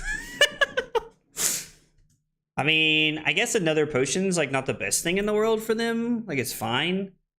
Like them going Deja Vu to put Will of Arcana on top is fine. Brad said rip, and that's the truth, bro. Who have we played today? Let me go back and look really quick and see what all we played against. We played against an Azalea, a Mario, and a Vincet. Those have been our 3 games we played so far. Don't worry, the chickens are coming home to roost now. Or the hens? The hens, the chickens, whatever the heck it is. Probably shouldn't have pitched so many ice cards here. Like, maybe should have just kept the Frostfang here. I don't know.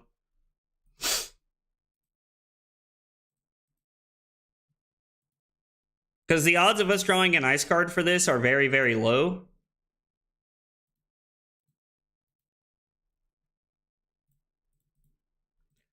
We are drawing very well. We are drawing very well right now. This is actually kind of wild. And like the crazy part is like, I do not feel comfortable at all.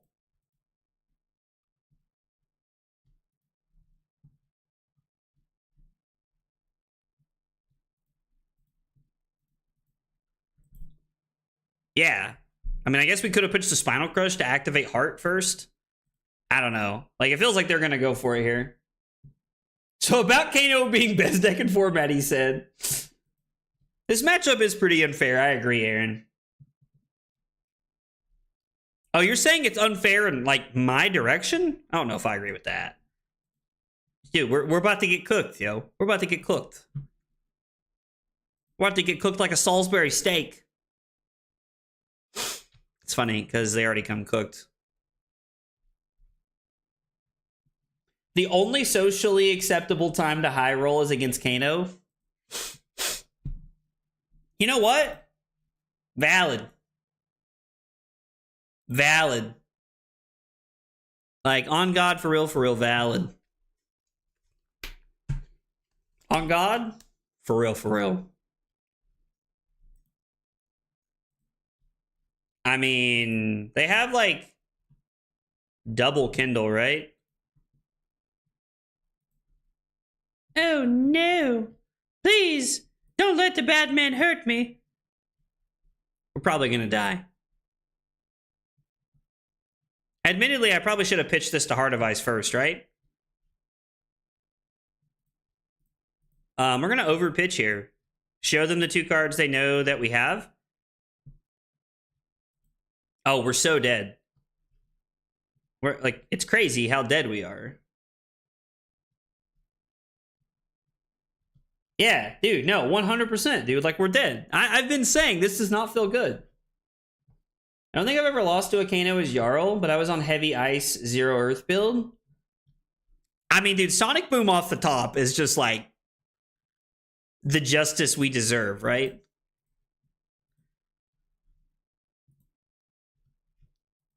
The crazy part is, like, this comes in for, like, what? 8?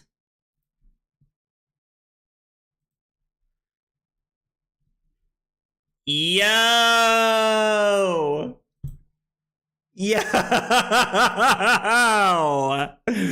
Come on, my guy. Oh, man. Dude. I mean, 2 yellows means there's, like, a chance here. Oh, no, there's not. He's going to put open. Nah, Deja Vu kills us.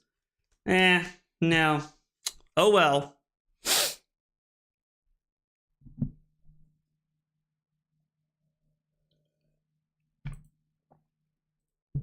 So he's going to hit open the floodgates. Cast it. Draw the 2 blues. There's going to be another open the floodgates on top, and then we're going to die to it. Yeah. Dude. Yeah. Good game, opponent. What did they deal to me that game? They threatened 40. I mean, we were at -2 and we were at 40. No, we were at 38. So yeah, 40.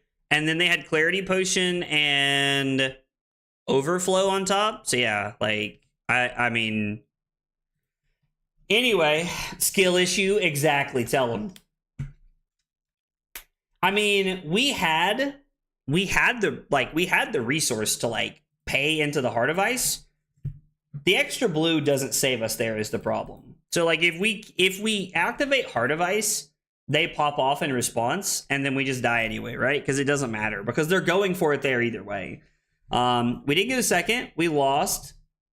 Died from 38 with Fused Oakenold on the stack. Heart of Ice did not save us.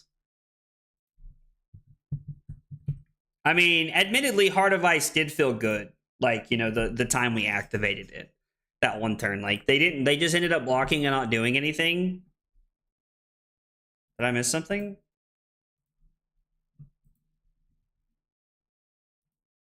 Okay, there we go.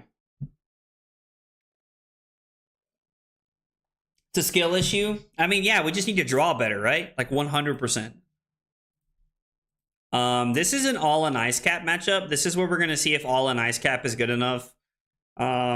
Shelter, Crush, Blizzard. I gotta see what else we bring in. I don't remember off the top of my head. We cut Seeds of Tomorrow. We cut a Cranial Crush. I imagine cutting Macho is just better, right? That's a weird choice. And then we cut Pummels.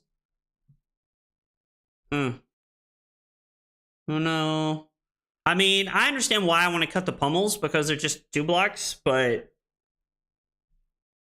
like, Winter's Bite actually does stuff Blizzard is pretty relevant. Oakenold is good. Macho Grande is just 8 to close out the game. I think that's less relevant. I think if they bring in Mask of Momentum, then Cranial Crush could matter. I highly doubt they're going to be on Mask of Momentum though, right? Like they're probably just going to be on no, they are on Mask of Momentum. I would have definitely pegged them as being on would have definitely have pegged them on being on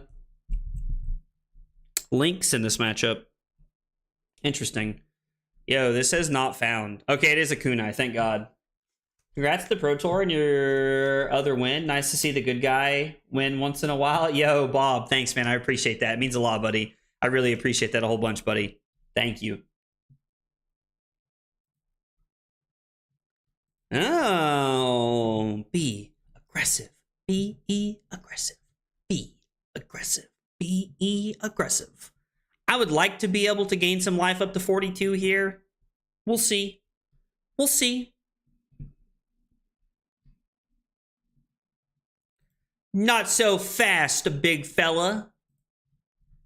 Got him. Isn't cutting Mangled super outdated? Probably. It was like Mangle or like other X card. And I would have rather have been on Mangle. Or I would have rather have been off Mangle, I guess, as opposed to like Spinal Crush was my thought process there. This has got me wanting to try Yarl. Yarl's a lot of fun. Plus, I'm kind of excited because if Yarl comes back, I get to use my cool Frostbite token that I don't get to use very regularly that Martin made for me. I mean, this is fine. We're just going to take one, right? It's not, like, ideal to go to 39, but only 1 damage on turn 0 is fine, I think. Hear about the team that was cutting CLV and Aurora against Enigma? It is, like, I don't hate it, to be honest, because, like, CLV is, like, I mean, don't get me wrong, like, it's a powerhouse of a card, but I get it, because Enigma, like, against Enigma, you want cards that are pressuring, not cards that are trying to, like, help you draw, and a lot of times they're probably going to be blocking efficiently anyway, right? So I definitely, like, understand the idea. We're just playing Crush the Weak and Arsenaling Spinal Crush, right? Yeah, I think we're just going to throw Crush the Weak and Arsenal Spinal Crush and hope we get a card. It's a gift, really? I mean, valid, Martin. It is a gift. Are you going to show up at any PQs and flex your Pro Tour placement? I don't know about flex my Pro Tour placement, but I did go to a ProQuest last week, Luda, and I went 2 and 3. From 14th at the PT on one Saturday to, like, 2 and 3 at a ProQuest on the next Saturday. It's very humbling. It's very humbling. Yarl, in my opinion, is going to be a high A tier at minimum since Enigma is gone now. I could see that. I don't hate that take, Aaron. I don't hate that take at all, buddy. We are going to go Crush the Weak, then Blue. So Crush the Weak is going to be our first card in our pitch stack.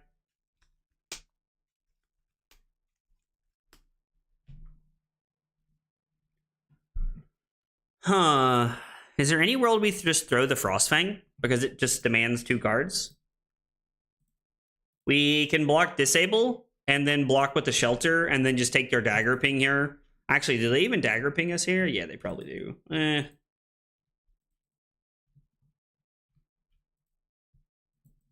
I kind of hate that we don't get to cover this up, but...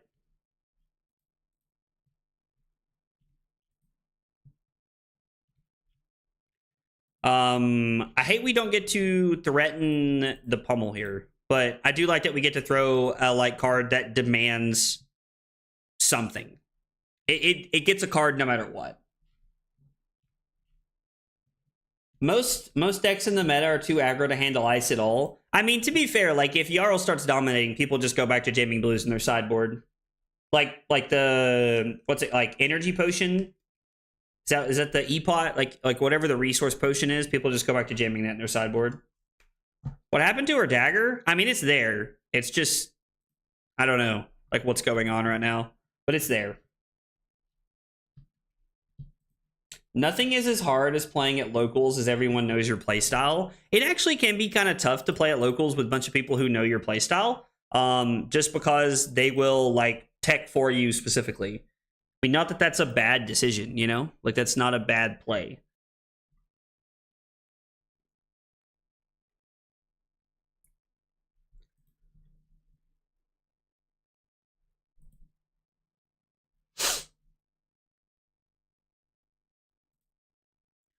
We only have one Earth card.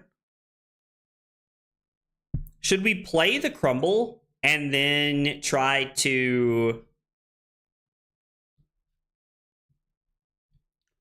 What if we only blocked with the Rubon Carapace? So we're gonna say no blocks here and take 4, and then we block with the Rubon Carapace. No. What if we just like only blocked with equipment this turn? I know it's wildly greedy. What do you guys think about blocking here in Headpiece to give him a Frostbite? With an Ice card, yeah. Like if we block like this.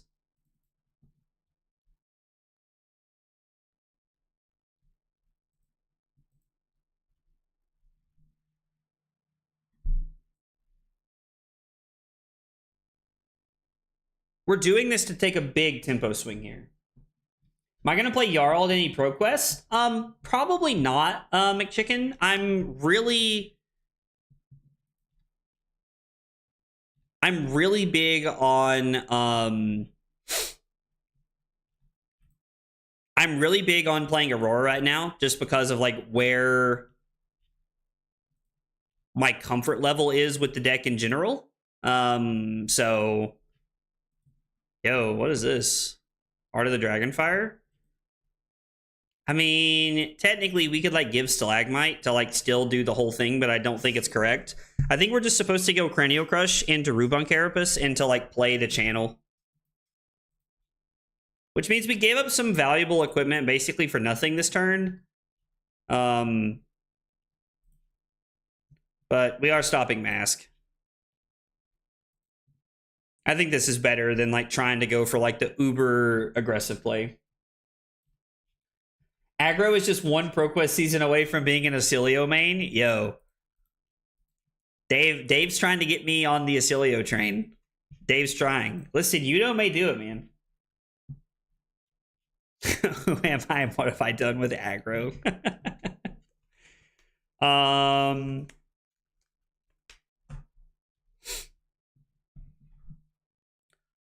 Play the Blizzard. Pitch both of my cards to Spinal Crush. Then we can Arsenal the CNC. I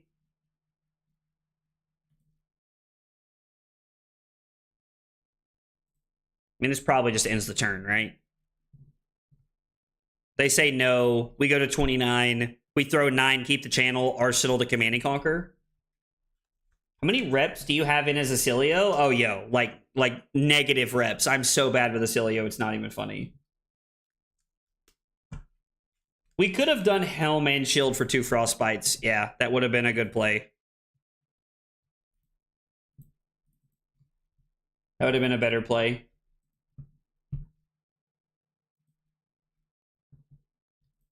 Are you wanting to CLF into Spinal? Yeah, because that was like the maximum greed play that I wanted to make. I actually wanted to go CLF into Spinal. Or, yeah, because it would have just been insane.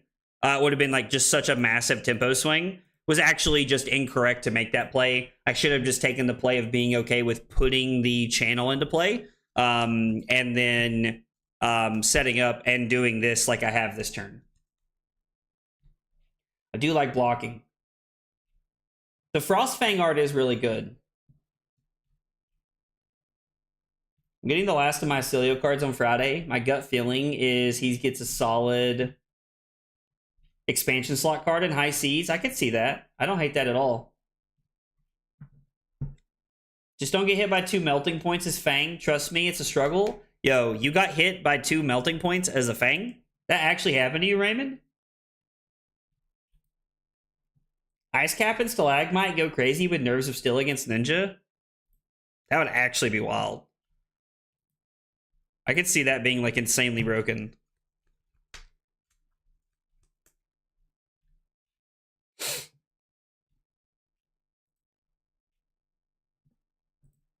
Oh, wow. They hit like one of their yellows.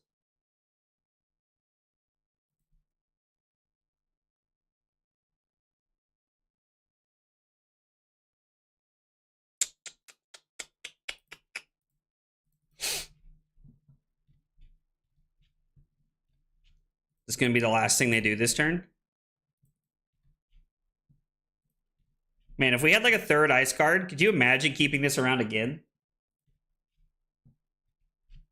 Have you forgot already the Mara guide from yesterday? Listen, Mara's guide is guiding me through tonight's gameplay. Are you kidding me? Like, that's where we're going with tonight's gameplay. I think we're just going to overpitch here a little bit. Although me overpitching is telling a little bit of like what our hand looks like. I guess I could have pitched the pulse.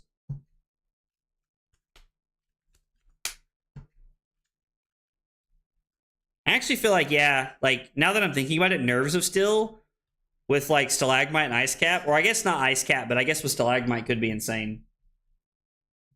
Warrior's not good enough to retrieve daggers. Yeah, that's tough, dude. Melting Point is crazy good. It's like keeping Tree around for 3 turns with Looming Doom. Looming Doom and Tree is actually insane.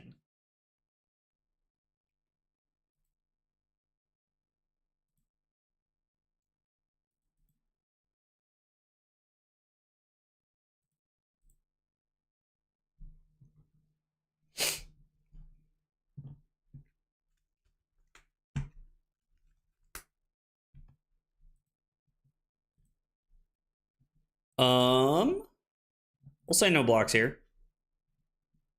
We'll just say no blocks here. Go. You love to see Yo, Nugent Twan On. Hope I said that right. Thank you for the sub on YouTube. Appreciate you being here and hanging out. Guys, if you're here for the first time, you're new to the channel, whatever your story is, we got 3 questions we ask everybody when they're new, and they are, what's your name? What got you into Flesh and Blood? And what are your favorite hot dog toppings? Tell me about yourself. I would love to get to know you guys. We're just going to be giving up 2 things on the next 2 chain links here. Yo, Dylan, what's up, dude? Yo, Dot, let's go, dude. I appreciate you buying some codex journals, man. I hope you guys love them, dude. Hope you guys love them. What pro quest am I going to for your easy win? Yo, Raymond's a savage. Absolute savage. Are you guys coming to our local one, Raymond? Are you guys coming to the one in Johnson City? I know you and Ty and Jamal normally make the trip. I didn't know if you guys were going to make it around this time or not.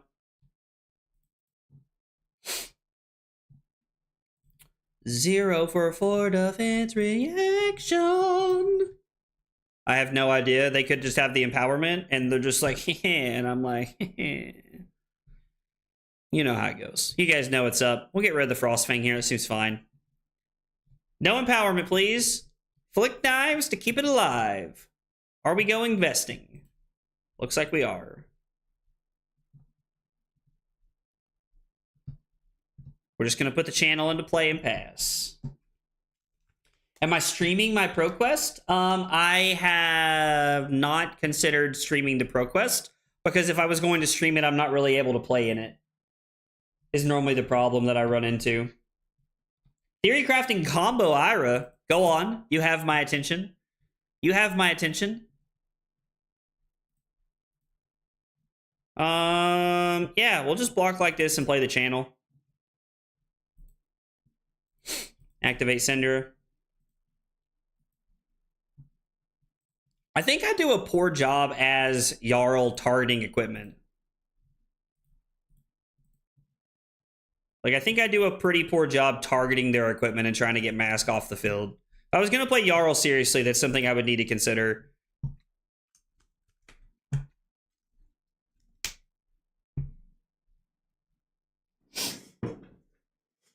I don't, like...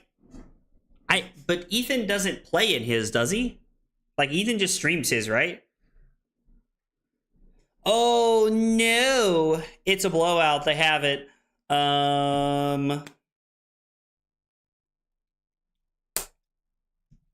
would like...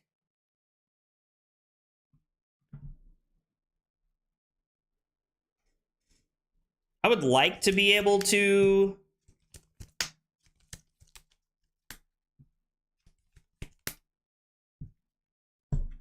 Arsenal the Blizzard here. He does both when he goes to events. I'd be curious to know how he does that.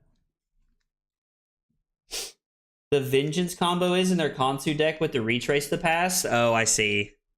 Do we block this because of its ability to play around? We'll take 3. I don't know if this is correct or not, but we'll take 3. So there are 3 blues in their deck. I think he means for streaming, to just stream your own games as opposed to setting up one for event coverage. Oh, gotcha. I thought you meant like me setting up like my IRL, like in-person games kind of thing. I've never considered doing something like that, if I'm being entirely honest. I've never really considered that as like a possibility. Could be something I could do. I don't know what that would look like. Like, I guess just me, like, streaming to YouTube from my phone and not, like, chatting with you guys probably ever. I would have to, like, look into that.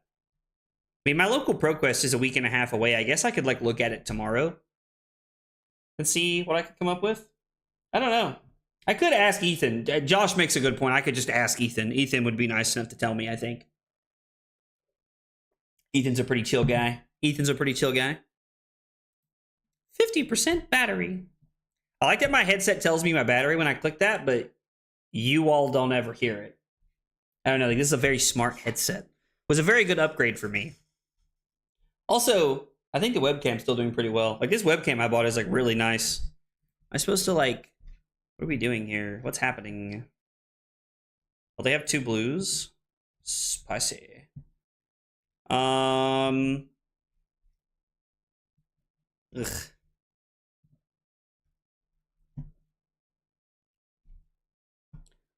So, if I play the Blizzard here...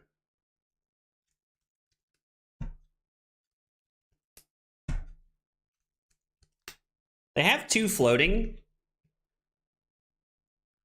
Which means... If I block this with Stalagmite...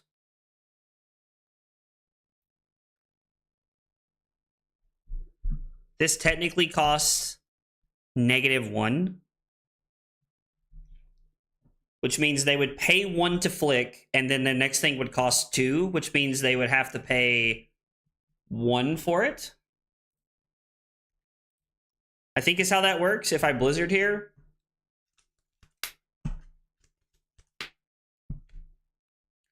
Maybe we're just committing to taking damage here this turn.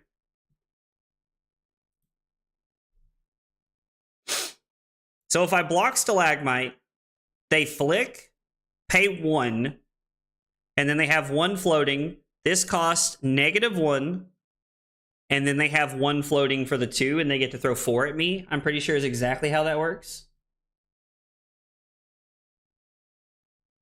So I don't think this works out for me. I think we're just going to have to go to 15 here. To throw Spinal at them and then Arsenal the Blizzard.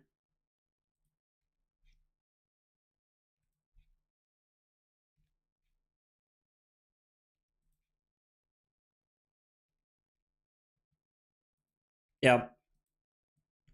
I mean, technically, I could block Autumn's Touch and Gauntlet here to deny them the mask and then still throw Spinal Crush. I guess it's worth not going... I'm taking 4 less damage.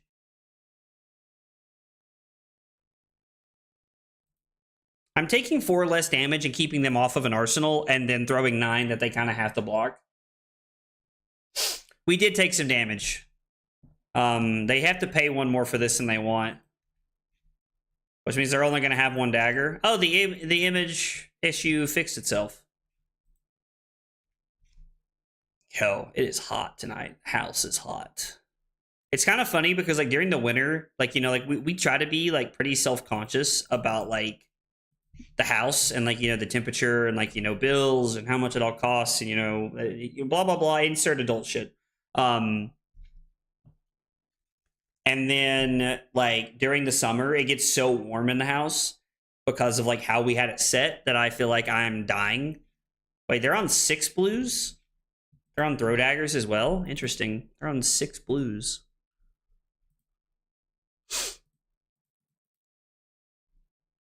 All right, we need a good swing here. We don't have any pummels in. Kind of hoping that we can look for something like a we'll go Blizzard first. Winter's Bite into Command and Conquer is pretty solid.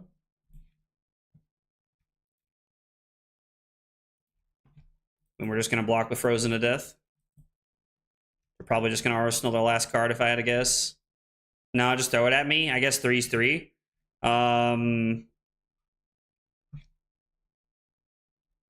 We can take 3 and arsenal the Command and Conquer. We can take a card from their hand and swing the hammer. Yeah, that's fine. I'm okay with this. I hate taking 3, but the funny part is, like, I have the ceiling fan going. Martin.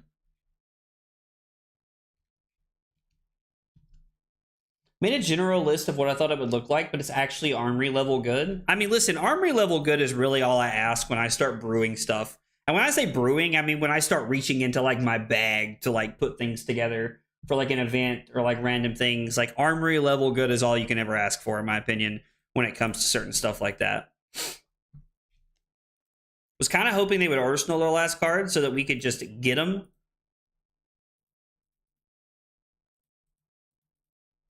We're going to arsenal the CNC here and try to set up. Do we have 2 Earth cards over here? We do. We have Autumn's Touch and the Arm Piece.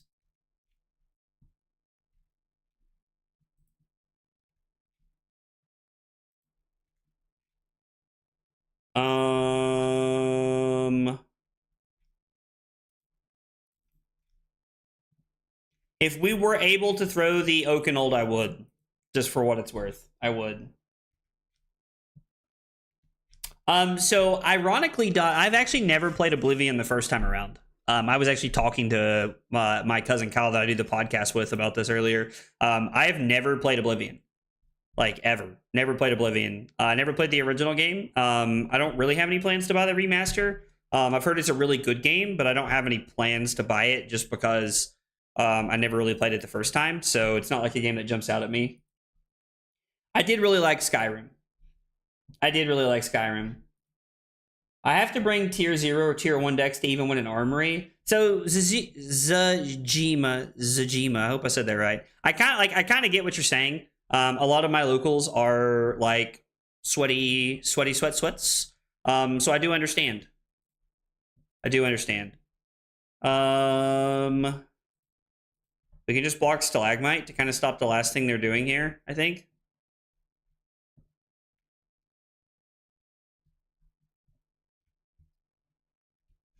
I mean, if they have a 0, they could flick to gain a resource.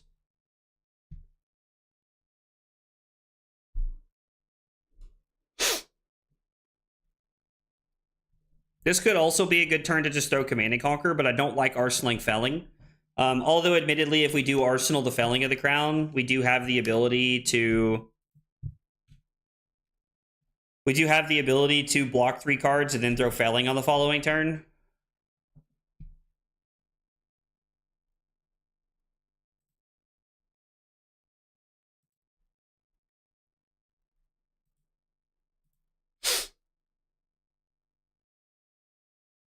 So gonna deal a damage and get both your daggers back. And so now we're definitely throwing the Felling of the Crown. So I think we're using Stalagmite fine here.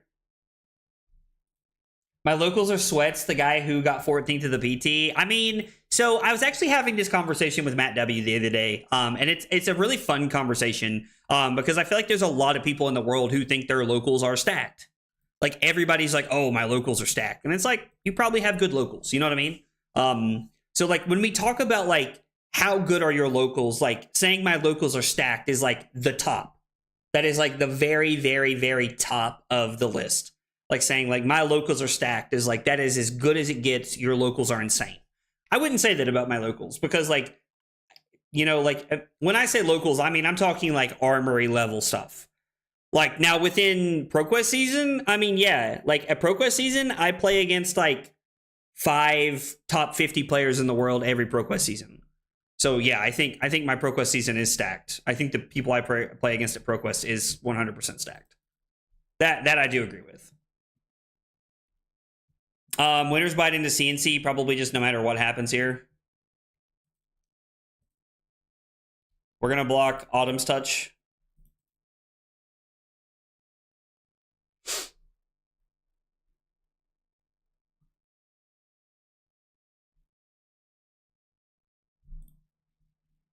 Flick the dagger at me to gain a resource. And then they're going to throw like Art of the Dragonfire at us. Or like a breaking point or something, probably. I don't know. Either way, it doesn't really matter, right?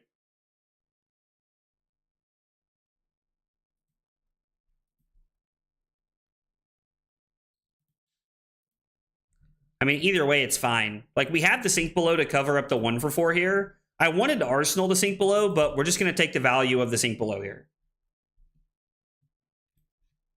The ProQuest in the Carolinas, like East Tennessee, like Western North Carolina, like Southwest Virginia are stacked. I wholeheartedly agree with that statement. Do we just block 3 and then take a card out of their hand?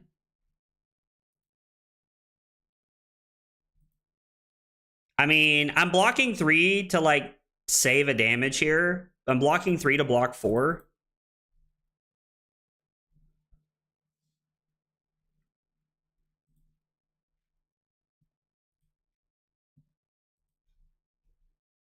Mox, it could be worth swapping to Yarl. We're playing Yarl tonight because if you're a YouTube member or a Twitch subscriber, you get to vote on what I play on a weekly basis.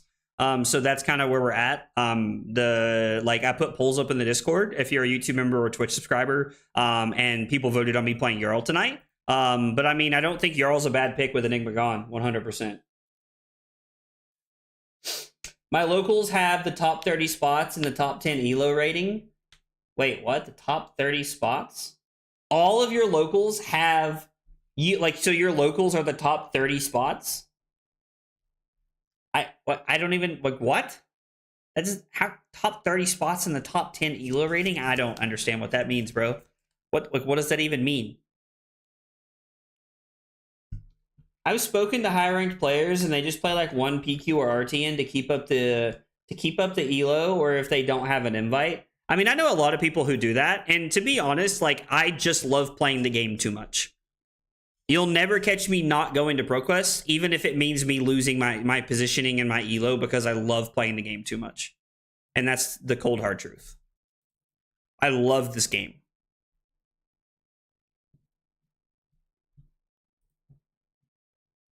We're going to put Spinal on the bottom. Pausarino, big dog. Sag. I mean, technically,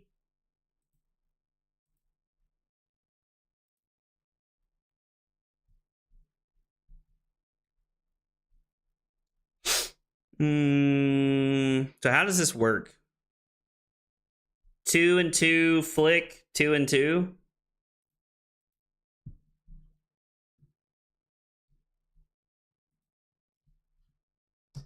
ELO doesn't exist in America as far as I'm concerned. What does that even mean?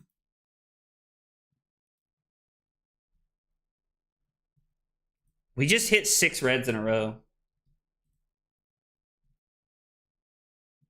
I mean, I hear what you're saying. I just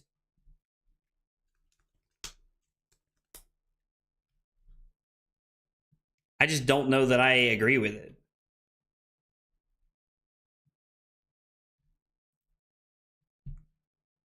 Like, I get it.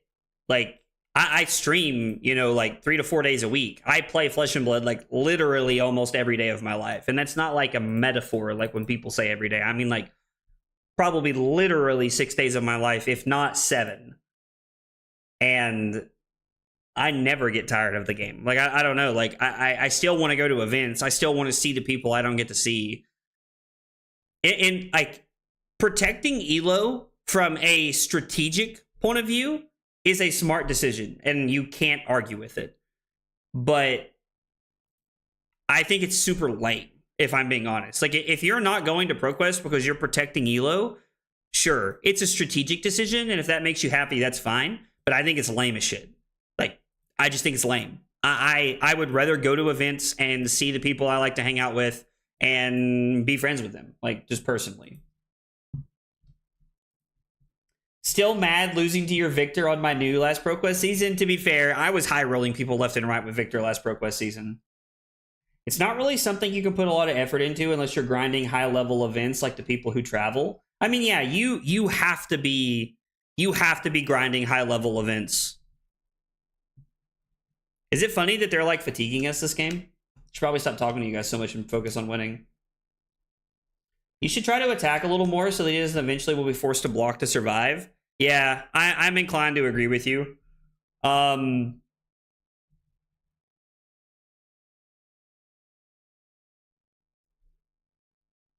I'm going to block Terrace Under here, and then we're going to throw the command. I'm going to block Terrace Under and Shelter, and we're going to go Command and Conquer here. Actually, you know what I'm going to do?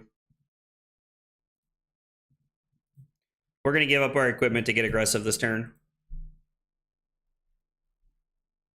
And I'm going to use Terrace Under for quick dodge flexors.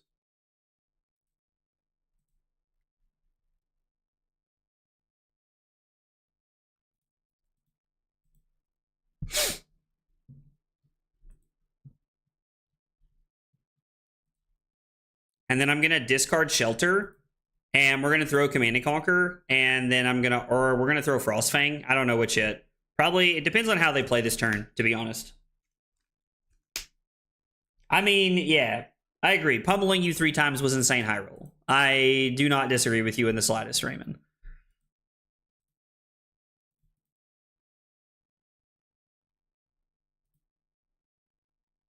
Are we supposed to keep this, maybe?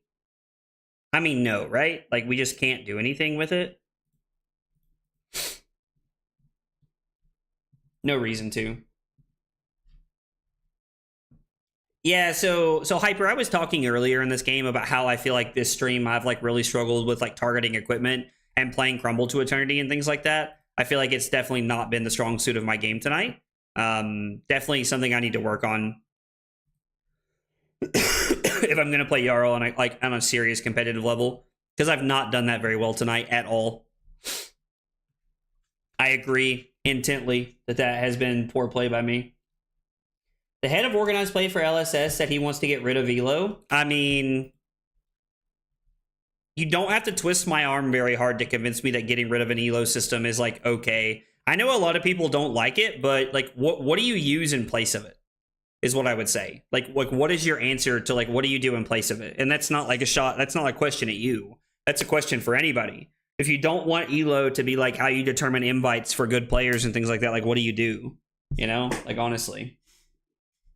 I am very out of practice, Josh. Yeah, for sure. I've definitely not played Guardian in a while, and it's showing right now. 100%, Josh. Completely agree.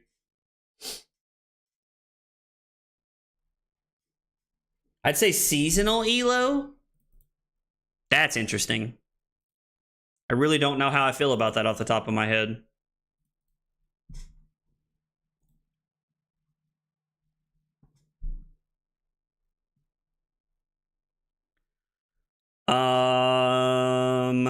I don't think I'm in a world where I can no block enough to keep this hand. I think we have to play Blizzard here, see how they react. See if we can like end their turn right here. Invite people randomly. I actually think that's a really bad idea, Felipe. Why? Why? Why would you want random invites? Because then I'm just sitting and hoping I play the lottery. You're giving nobody incentive to be good at the game. I don't like that. I don't know. You'd have to convince me on that. Pummeling 3 times is the whole playset of your deck. I mean, to be fair, like, so we take 4. Throw Felling of the Crown. We could potentially take 5. I think we have to get aggressive. I think our last Felling is exactly the reason we have to get aggressive here. Like, they could flick at us and give up their blood-splattered vest here, but I think that's a very impatient play. And my opponent has played this game very, very patiently and very, very well. Actually been very, very impressed with my opponent's ability to sit and wait and play the patient game here. They've done an impeccable job so far. You guys remember like 2 weeks ago when I was saying why are Verdance players so bad? Why do they take a bunch of damage just to like throw Felling of the Crown at me? Well, now that's me. Now that's me. I mean, to be fair, like Felling is most of their life total here, and it takes a card out of their hand guaranteed. So Yellow Pummel is something I've been on randomly. If I got the random invite, I would get slaughtered. Oh, my man said that was a joke. Felipe, I love it, dude. Went right over my head, brother. Right over my head, dude. Weapons shouldn't rotate. Give me Luminaris back. Yo, Magenta's on crack. Also, by the way, guys, we're over 130 viewers between YouTube and Twitch. Thank you guys so much for hanging out and all the support tonight. It means a lot. My peak viewership is actually at 147 ever for my 24-hour stream. So the fact that we're even close to that, just playing Yarl on a random Tuesday night, says a lot. And I appreciate you guys being here and hanging out. It makes your boy feel special when y'all are hanging out and, you know, just kind of hanging out. Crazy viewer count has actually been really cool. It's been a lot of fun. That's terrifying.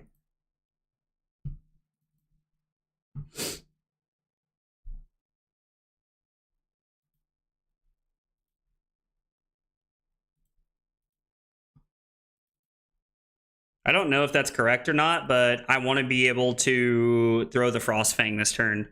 If I have the ability to throw the Crush the Weak, I will, but we're looking for a window to be able to throw the Frostfang, especially if they give up Vest. They did not. Okay.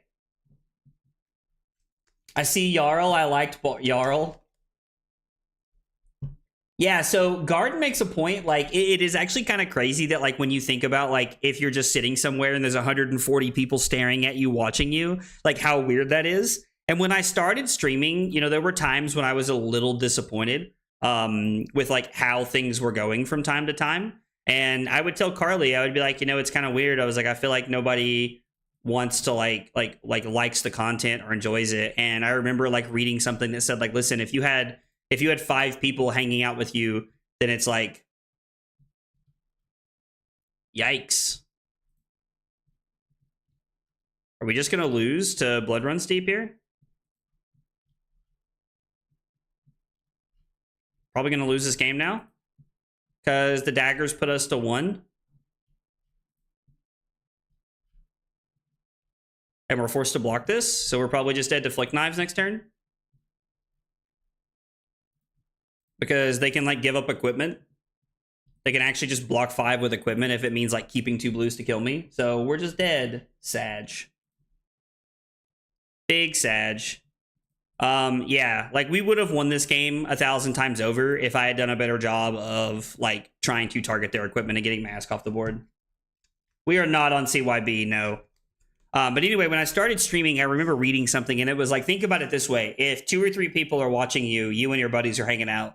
If 10 people are watching you, you had a really good board game night. And it was like, if 20 people are watching you, it's like you're basically sitting somewhere like and people are like crowded around you, like watching you do the thing that you love. And it's like, think about it that way. And I'm like, yeah, that actually makes a ton of sense.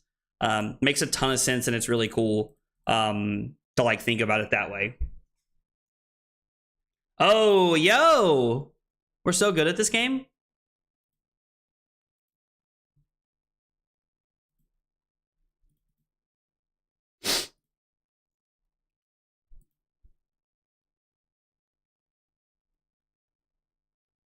It's been an interesting game. They are fatiguing us. Hey, what's up, Romping Club? Exclamation point deck will tell you about the deck that I'm playing.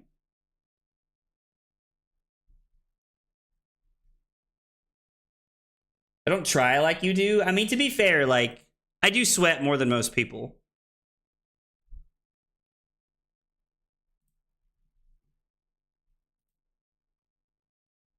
Sadly, this did not bias the tempo or the breathing room that I would have liked for it to, because now we're just going to have to block 5. And we're still just dead to like the blues they have coming up. Caleb, what's up, dude? Means your viewers is more interested in Jarl gameplay. I mean, to be fair, I think a lot of people started following me because, like, I played a lot of Victor and Oldham, and people liked Guardian style gameplay. I do think that was a big part of it for sure. Uh-oh.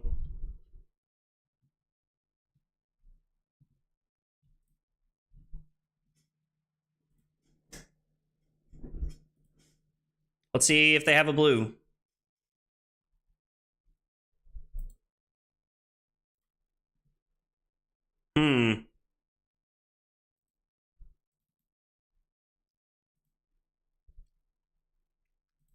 They're going to have to pitch a card to play Display Loyalty. And then they can't activate Vest. Man, them not being able to get their daggers back has actually been crazy. I am ready for ProQuest season. Are you ready for ProQuest season? Dot said, I hate Guardian, but I'm here. I mean, that's fair. Like, that's valid, right? We have to block Frozen to death. And then we're just going to swing the hammer. I mean, they've done a pretty good job of, like, fatiguing us. They've played this game very well, and I have not spent too much time running my mouth.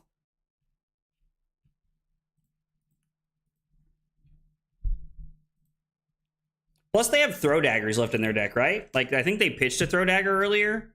I mean, they have like, this hand probably has 2 blues in it. I think they pitched back-to-back diplomacies here. So if they block with 1 card, they can go pitch a blue, activate Syndra, into pitch a blue to attack with dagger, and then flick the other one at me. Guardians have a decent position in the new meta, I agree.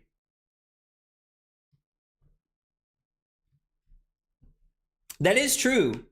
That is true. Like, it could very well, like, people could be watching because they heard about me because I was on PT coverage. That is, like, a real thing that could be happening. Wholeheartedly could be a real thing, Electrum. And listen, if everybody's here because you guys think I'm this amazing player, like, don't get me wrong, I have moments of greatness. But I am not that good, so.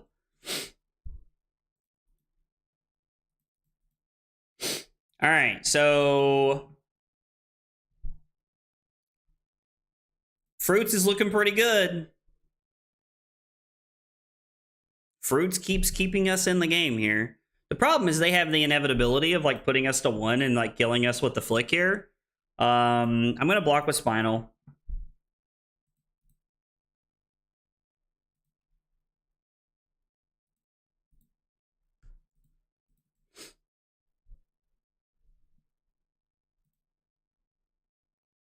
And now, even though we're able to stay at 2, technically, we're not in a situation where...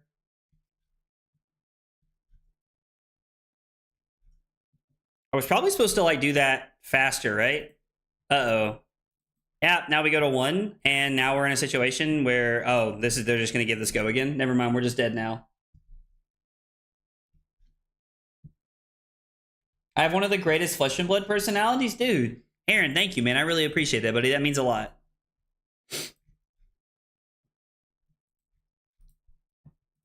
Yeah, my opponent played this very well. My opponent played very well. I did have some tech before, like when I was like practicing Yarl back in February. I had some tech that I feel like was really good, and I was playing Red Arctic Incarceration, which was like really good at like shutting the Syndra deck down, which was not something that I was on that game. I've since cut it from the list, but I think if I'd played better and been more patient that game, we probably would have won that game. I think I played that pretty like fast and loose, just like talking to chat the whole time. Close game. Opponent played very well. Should have targeted equipment more and been more aggressive in the mid game. Would have worked out better for me if I had been on a more aggressive game plan, attacking and like trying to put them on the back foot. Let's see, it's 9:30. We got time for one more. Let's get one more in. We'll get another good game in. Red Arctic Incarceration cripples a lot of decks, I agree. Yo, Atomic Turtle hangs out in the chat. Turtle, welcome. Glad you're hanging out with us. If you're here anyway. If you're not, good luck. Have fun. I guess it depends on like which variation of the deck they're on. I'm assuming it's going to be the Dreadboard version. I don't think I have a Riptide sideboard game plan, to be honest. I just don't think I do.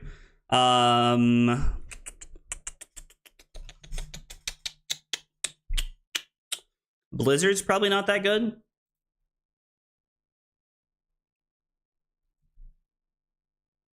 Play 61. I mean, we could just play 61, right? Yeah, nobody's played Aurora into me tonight. Yeah, I think we have to go Big Hammer when we're playing Riptide, I agree. Pummel could be pretty good in this matchup. Pummel could be very good in this matchup. How do you feel about Ice Cap? Are you talking about the other headpiece? I mean, I think I misblocked with it in our game against Syndra, but that's the only matchup we brought it in so far, and it was fine. You know what? Let's just play 2 shelters and run 60. Yeah, they are on Dreadbore. Cool. No doubt. Yeah, they just brought in like the full blocking package here. And they're running 69 against us.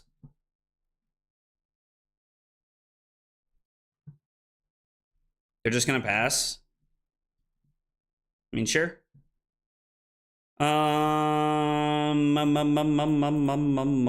Let's come in for 6. We'll play the Pummel and Arsenal the Zinc below here. Right? I mean, are we supposed to play the Pummel? I mean, why not, I guess.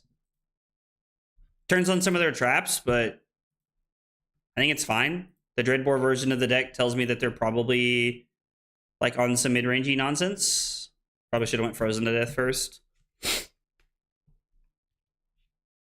Ice Cap into the last game, I was wondering, you felt unsure about it at the start and wanted to test it. Yeah, for sure. I mean, no, I completely get it. Like, it felt fine. I think I misblocked with it. I think I should have blocked with Stalagmite in it, and we would have had a better hand for it.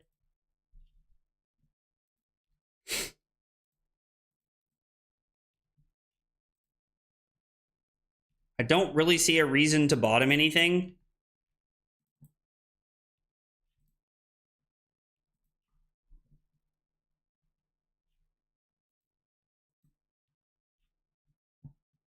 I think we'll no block this. I think I'm willing to take 3 here. So they're on like some super hyper aggressive list. With Dreadbore. Interesting. That's just the way their first couple of hands have lined up.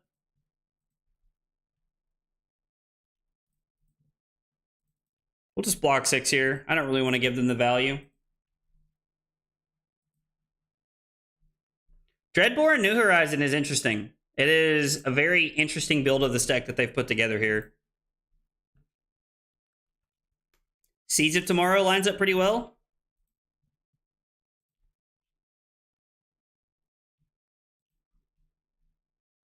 Trench, activate Dreadbore. No Lace with Frailty.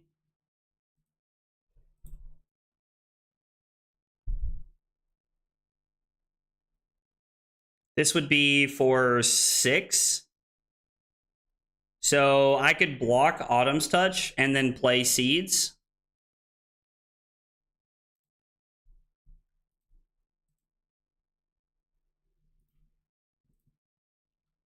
Have 2 prevention left over.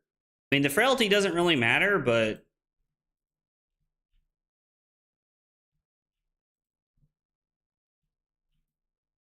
Okay. Sure. And then this is 8 with 2 prevention floating. I cannot play the defense reaction, unfortunately. So we're going to take 6, go to 27, and then we're going to go to 25 and swing the old hammer for 6 here, I think. It's just going to be our play. It's fine play. Yeah, I mean, them bringing in Dreadbore feels like it probably is just a concession to the fact that, like, I'm on Rootbound's sinks and shelters in this matchup. Was kind of hoping we could like set up an arsenal a little bit here, but the Seek and Destroy kind of put an end to that. So we're going to be at 25. They're going to be at 22. This game is not going to go the distance that I thought it was. That's for sure. Block, Frozen to Death, and Pulverize. And then we can use Cranial Crush and Tunic to Sledge, Arsenal Sync setup. Yeah, I mean, we're just going to block and swing Hammer as much as we can this game. Like, that's the plan. Just anytime we can Tunic Sledge, we will be. Like, that is 100% the plan. Admittedly, if we had a blue here, I'd probably just go for this. Oh, this is going to be 3 pumps and an arrow.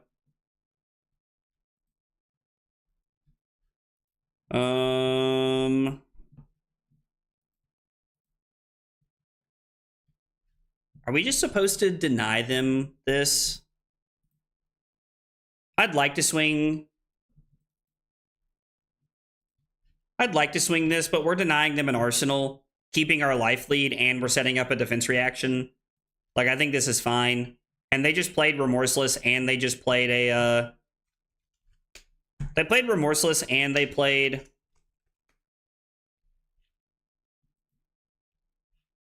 Release Attention there.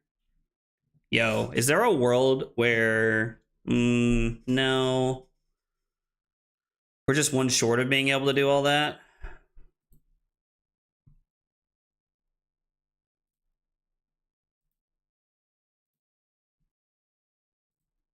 I think we're just going to put the channel on the bottom. No, we're going to put the fruits on the bottom, I think.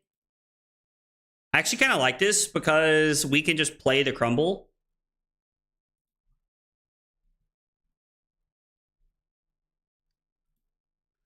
Like, yeah, we can just block channel and spinal here and then play the crumble, target the New Horizon.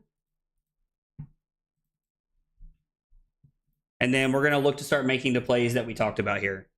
I also really like that, like, the boulder trap is just basically never turned on. Let's freaking go. From our weapon, which is really good. We want to target the New Horizon.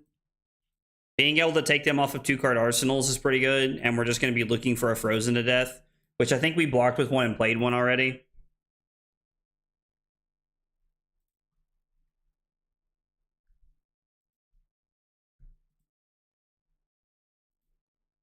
I guess we're just taking 2. I don't really care about this. This is fine.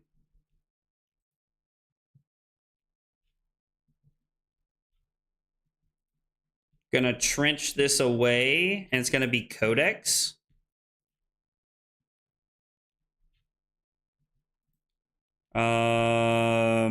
What'd they get? Infecting Shot. We can get Spinal Crush.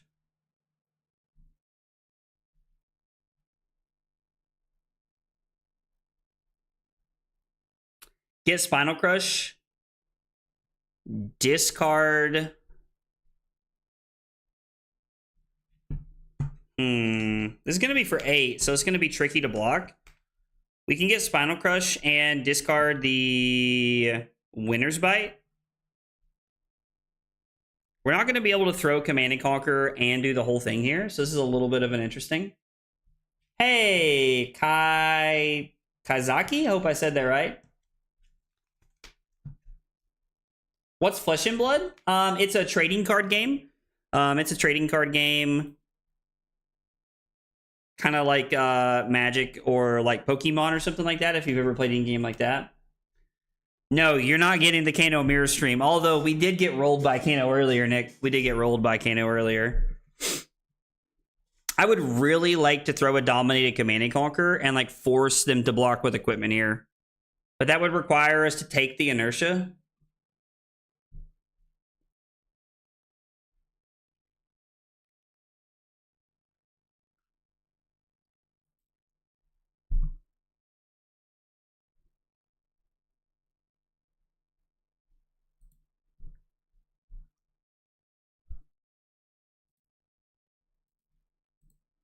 Because this would be for 8. If I had kept the blue and they block with a card in this and they're in the same situation. I mean, I guess I could have like crowned into a blue and tried to make that happen. I think we're just going to take this, and we could technically crown this away, I guess.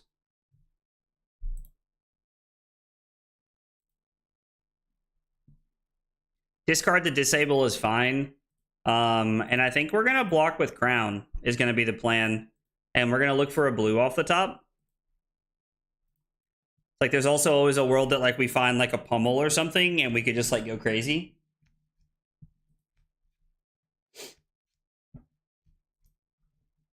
I don't know. Like, I think that getting New Horizons off the board could be really good, right?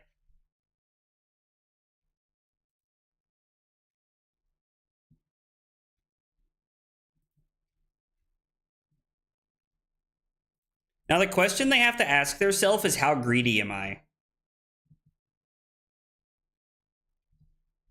And did I go for the pummel play? Like, did I keep the pummel and just go for it? I mean, I guess Trench, like, protects them from this, so they can just say whatever. But this is still 6 we're pushing. I guess this wasn't as good as I wanted it to be. I don't think throwing the Spinal was correct, though. I mean, maybe it was. Maybe we're supposed to discard Command and Conquer, block Command and Conquer, and then take 5, and then just throw 8, and then force them to block with a card and perch. And they would have been forced into blocking with something that would have given up an equipment slot, so we should have done that, I guess. I do enjoy Sledge. I have to admit, I do enjoy Sledge. Shit. I have to use Tunic to be able to pay for the Pox token. Use Tunic.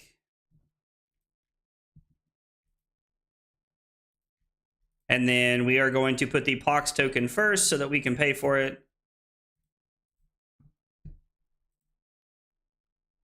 Felling would only be for 4, which is not that good. But it would get a card out of their hand.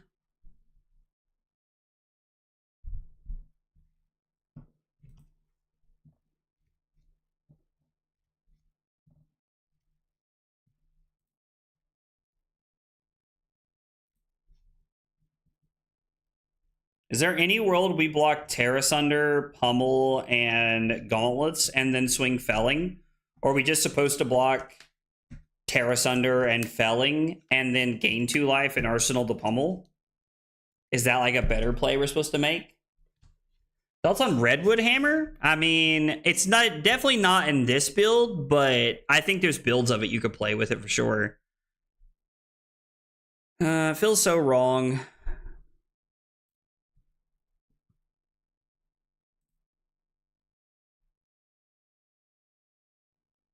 I mean, what if we do this and we take 3 and then we just overpitch for Felling?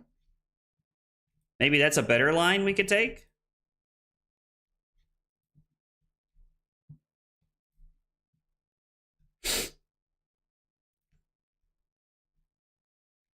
Like, I hate coming in only for 4. Like, the baby Felling feels so bad here, but... What's up, Joe? How are you, buddy? I don't know, like, the baby Felling feels so awkward, but...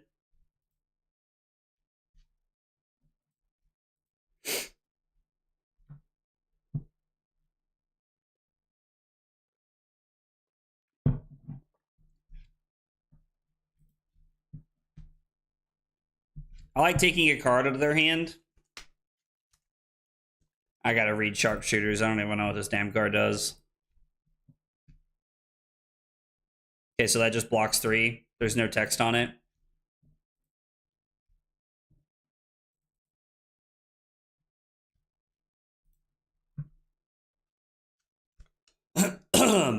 Okay.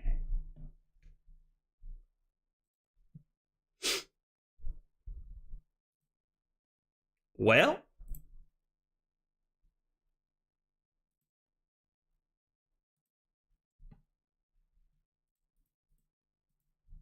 I mean, yeah, I don't know. Stops the inertia, lets us set up a defense reaction.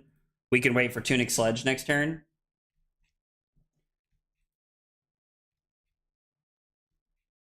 Block Felling, send 6, Arsenal the Pummel. Yeah, that could have been a play. We could have made that play as well. That would have been fine. Yo, I wish we had another blue right here. Actually, is there any world? Can we block with... Can we block with Shelter?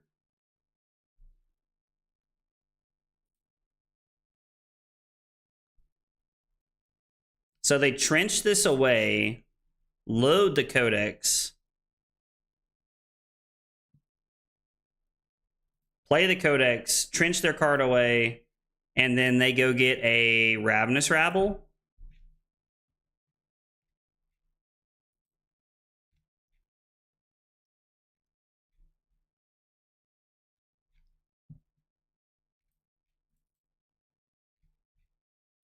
We go to 13, and then we take 2.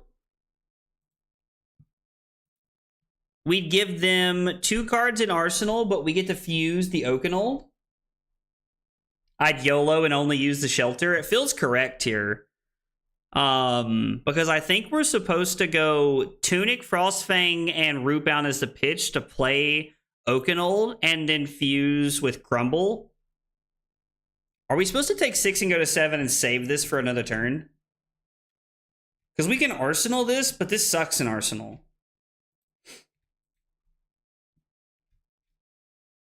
Yeah, I think we're just going to 7. I don't even see a reason to use this here.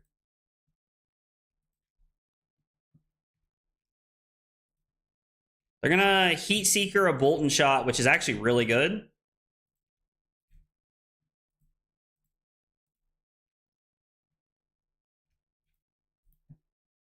I guess technically we could have like kept the Frostfang and the Rootbound, but that would have been like multiple reds, and I don't think that's correct.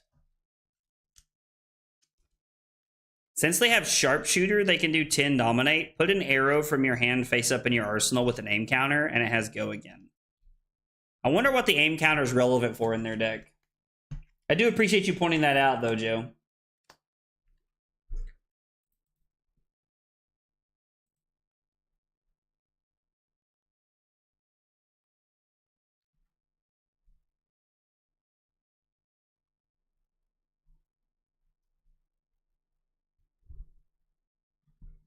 So they took 9, went to 7, and they basically have a 4-card hand here.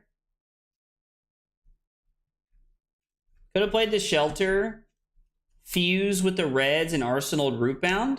Oh yeah, that would have been much better. Yeah, Lord, we're definitely at the end of the stream. We're definitely at the end of the stream. I could be at 11 right now, and then I would have a Rootbound Carapace in Arsenal, which would just be a lot better. Yeah, that would have been better. Because then I would have Crumble and Frostfang in hand. Or no, I'm sorry, I would have Frostfang in hand going in the next turn, which would be better. Yeah, that would have been a much better play.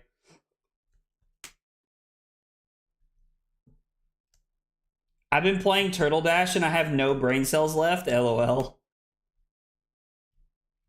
Oh, the Stone Rain? Yeah, we need to play around the Stone Rain, make sure we have something for it.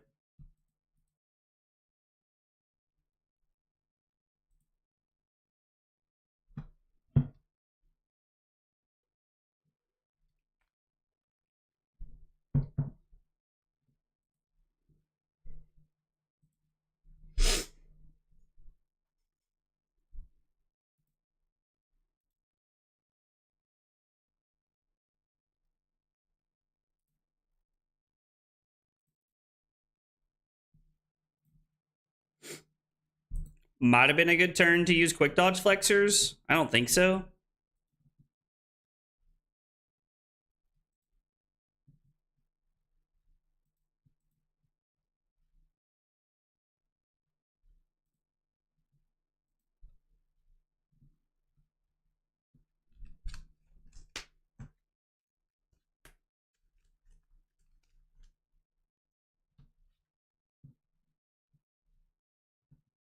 I really don't want to give them a Ponder token.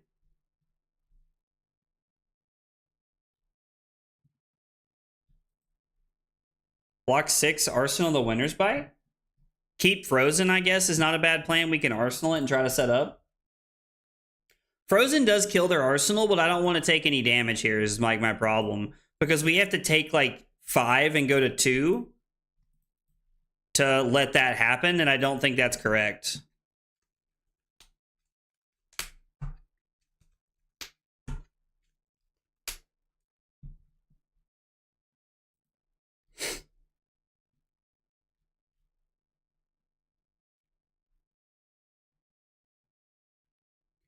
Yeah, we have to fuse to be able to make this happen the way we want.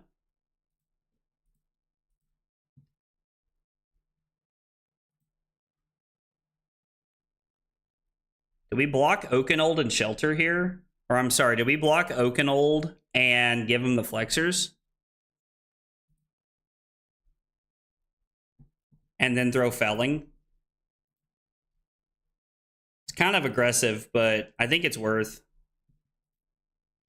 Like, we need to get aggressive here at the end of the game. When they had what I would call kind of a lackluster hand. We are, like, giving them the ability to, like, hit us with an inertia trap, I guess. But I think coming in for 8 is just too impactful here, right?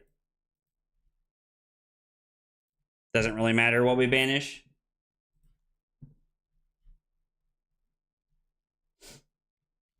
Murky Water? Murky Water, yeah, that's the Riptide card. Yeah, so they have traps here. They have to have something, I'm assuming.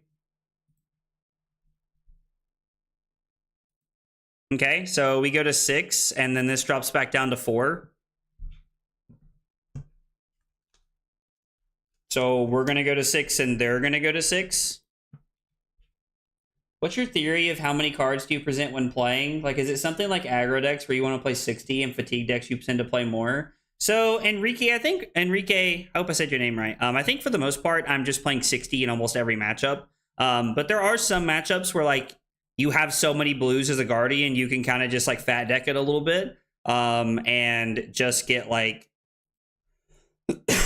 excuse me. You can fat deck it a little bit and just play more cards than you normally would. That is an option that you have sometimes. This is for 8.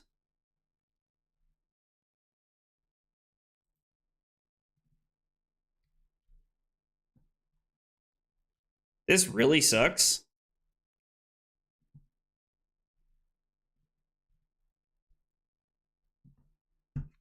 Because we basically just have to, like, IP ourselves and keep the sink below here. Like, we just block 8.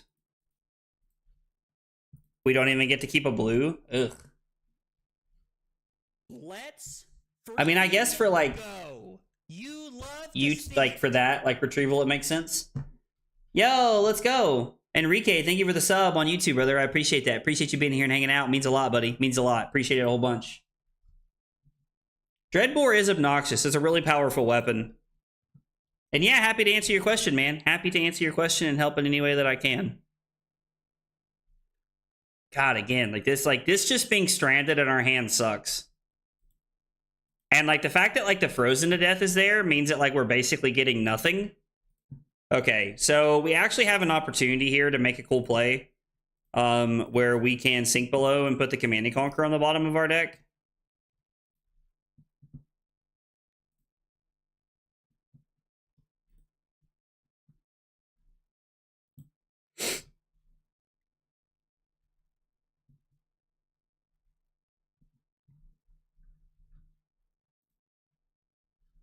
So I think we're supposed to block with Felling, take 2, go to 3, and then we're going to go Frozen to death, kill the New Horizon, and fuse, and then we're going to Arsenal Pulse. I think this is actually a very good turn for us.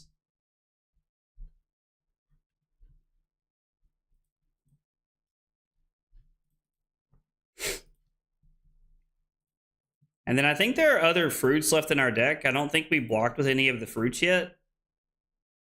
Yeah, like we still have all 3 copies of this card in our deck, which means we're effectively at 9 as long as we can stay alive to get there. We get to get their arsenal by playing the Frozen to death and targeting the New Horizon. I mean, yeah, that's fine. They're just like putting it away. Would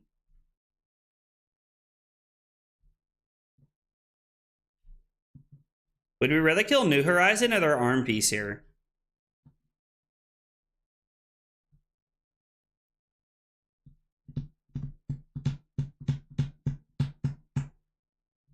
This is a tough decision, I feel like. Yeah, I'm thinking New Horizon as well, but I'm honestly not sure.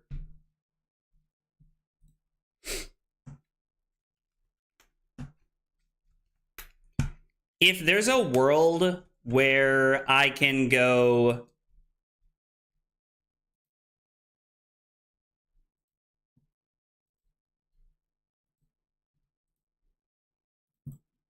where I could play the Terra Sunder this turn, I would. That would be insane.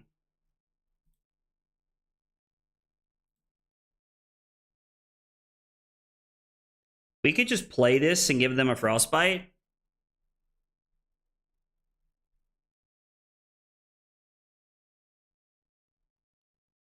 I think I'm going to play the Pulse.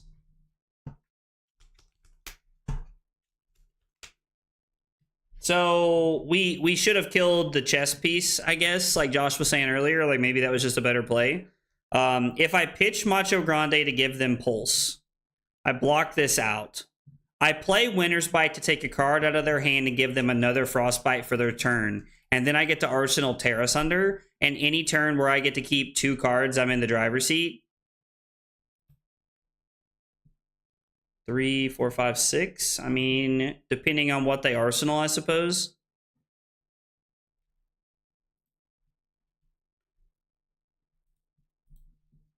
Or maybe we're just supposed to go Winter's Bite into Hammer, actually. Winter's Bite into Hammer sounds like a hell of a play here. Is it not worth doing Bite? Yeah, I actually agree. I completely agree, James, that I think that's a better play. Like, I think taking a card and then slamming the Hammer for lethal is just better.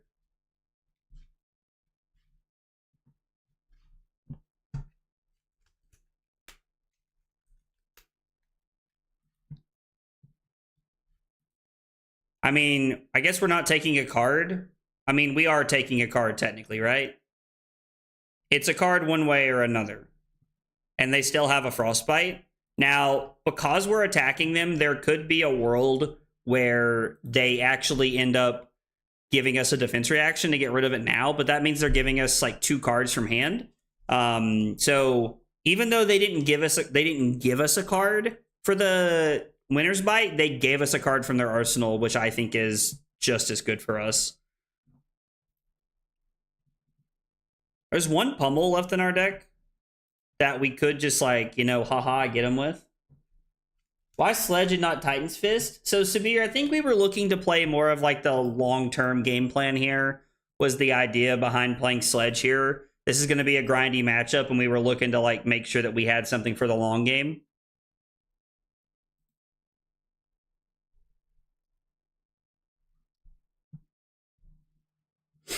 There's nothing that I can Blizzard here, unfortunately.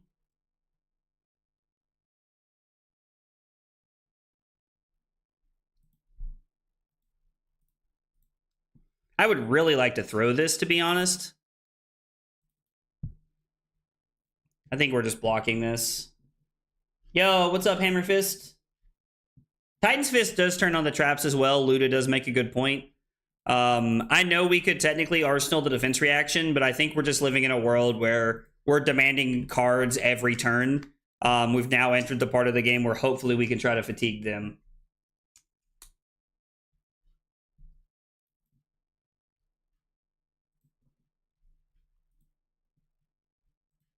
So that was their last 1-card block.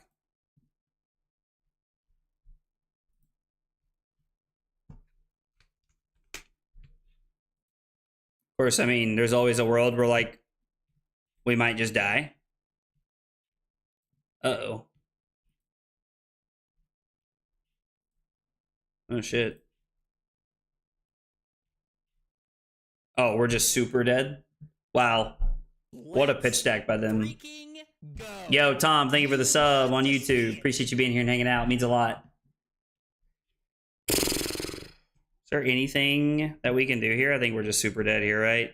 Because this is for 4, 7, 10, 13.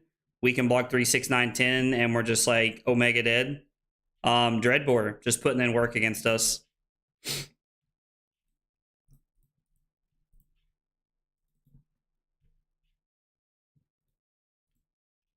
Good game, opponent.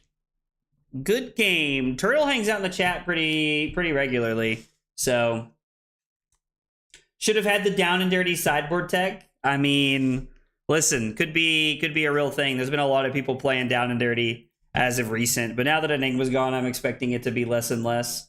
It is worth noting that even though like we should have targeted the chest, it is a better play. I don't think it would have mattered that game.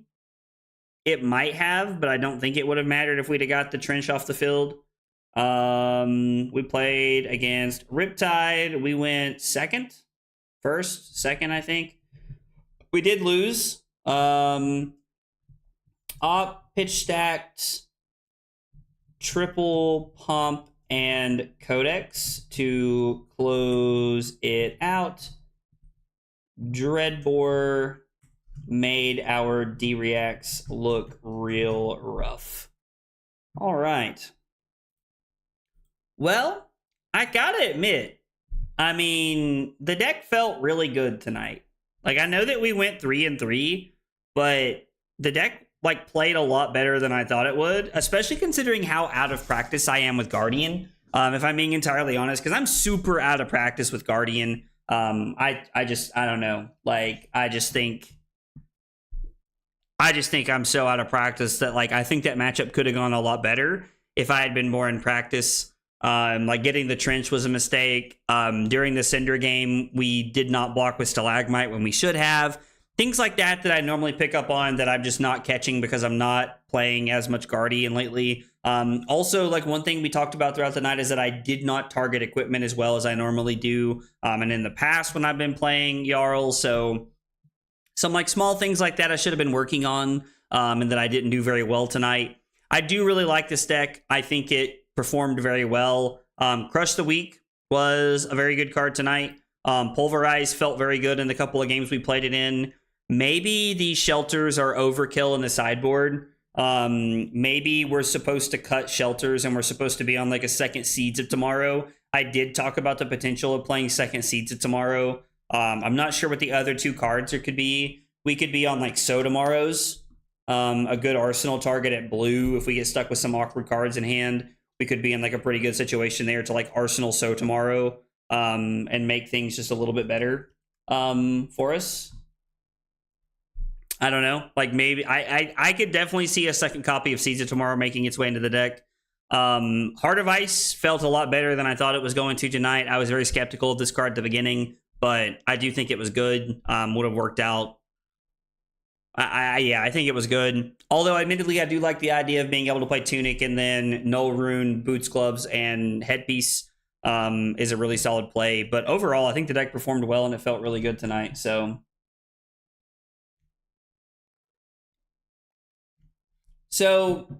it would matter, Josh, but it wouldn't have mattered in our game because we never had a chance to Frozen to death before we got to like do the Command and Conquer or anything, right? So I think that's like where the little bit of like it didn't really matter.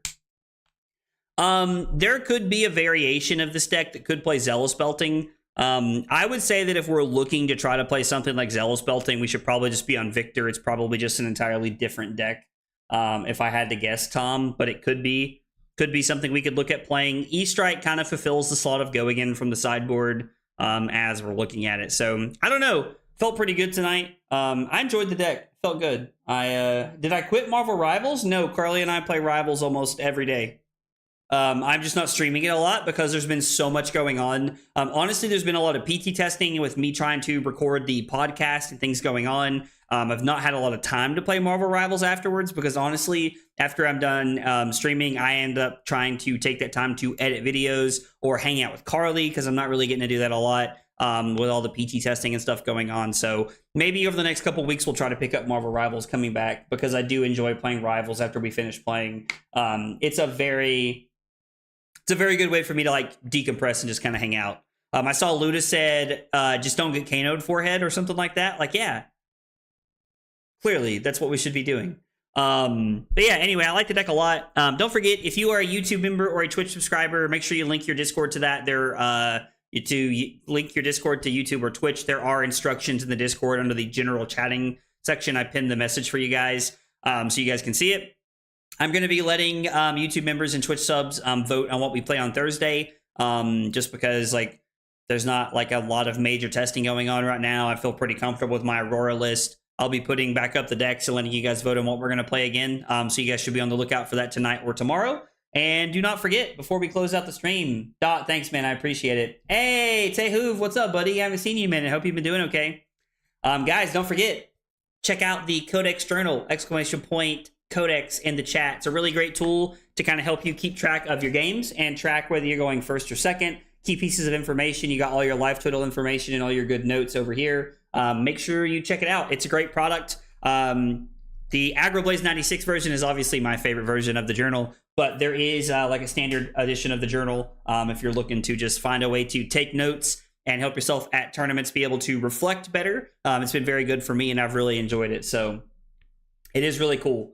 I really enjoy having it so that I can take notes and keep up with everything. And don't forget, code Agroblaze96 to save 10% at checkout. Anyway, I'm done shamelessly plugging sponsors. Where can I get the journal? ! Codex in the chat. Yo, Simper, thank you so much. You can check out the journal there. And guys, don't forget, like Agroblaze, code Agroblaze96 will save you 10% at checkout. So anyway, I'm done shamelessly plugging sponsors. Thanks so much for hanging out tonight, guys. We were over 100 viewers most of the night, over 130 some viewers between YouTube and Twitch. Thank you guys so much for all the love and support. It really means a lot. Makes me feel very appreciated, and I really like hanging out with you guys. It is a blast. No stream tomorrow. Tomorrow is Carly's night, so Carly and I are hanging out. But we'll be back on Thursday playing some games. So come back and join us on Thursday. Take it easy, guys, and I will see you Thursday. Take it easy, guys.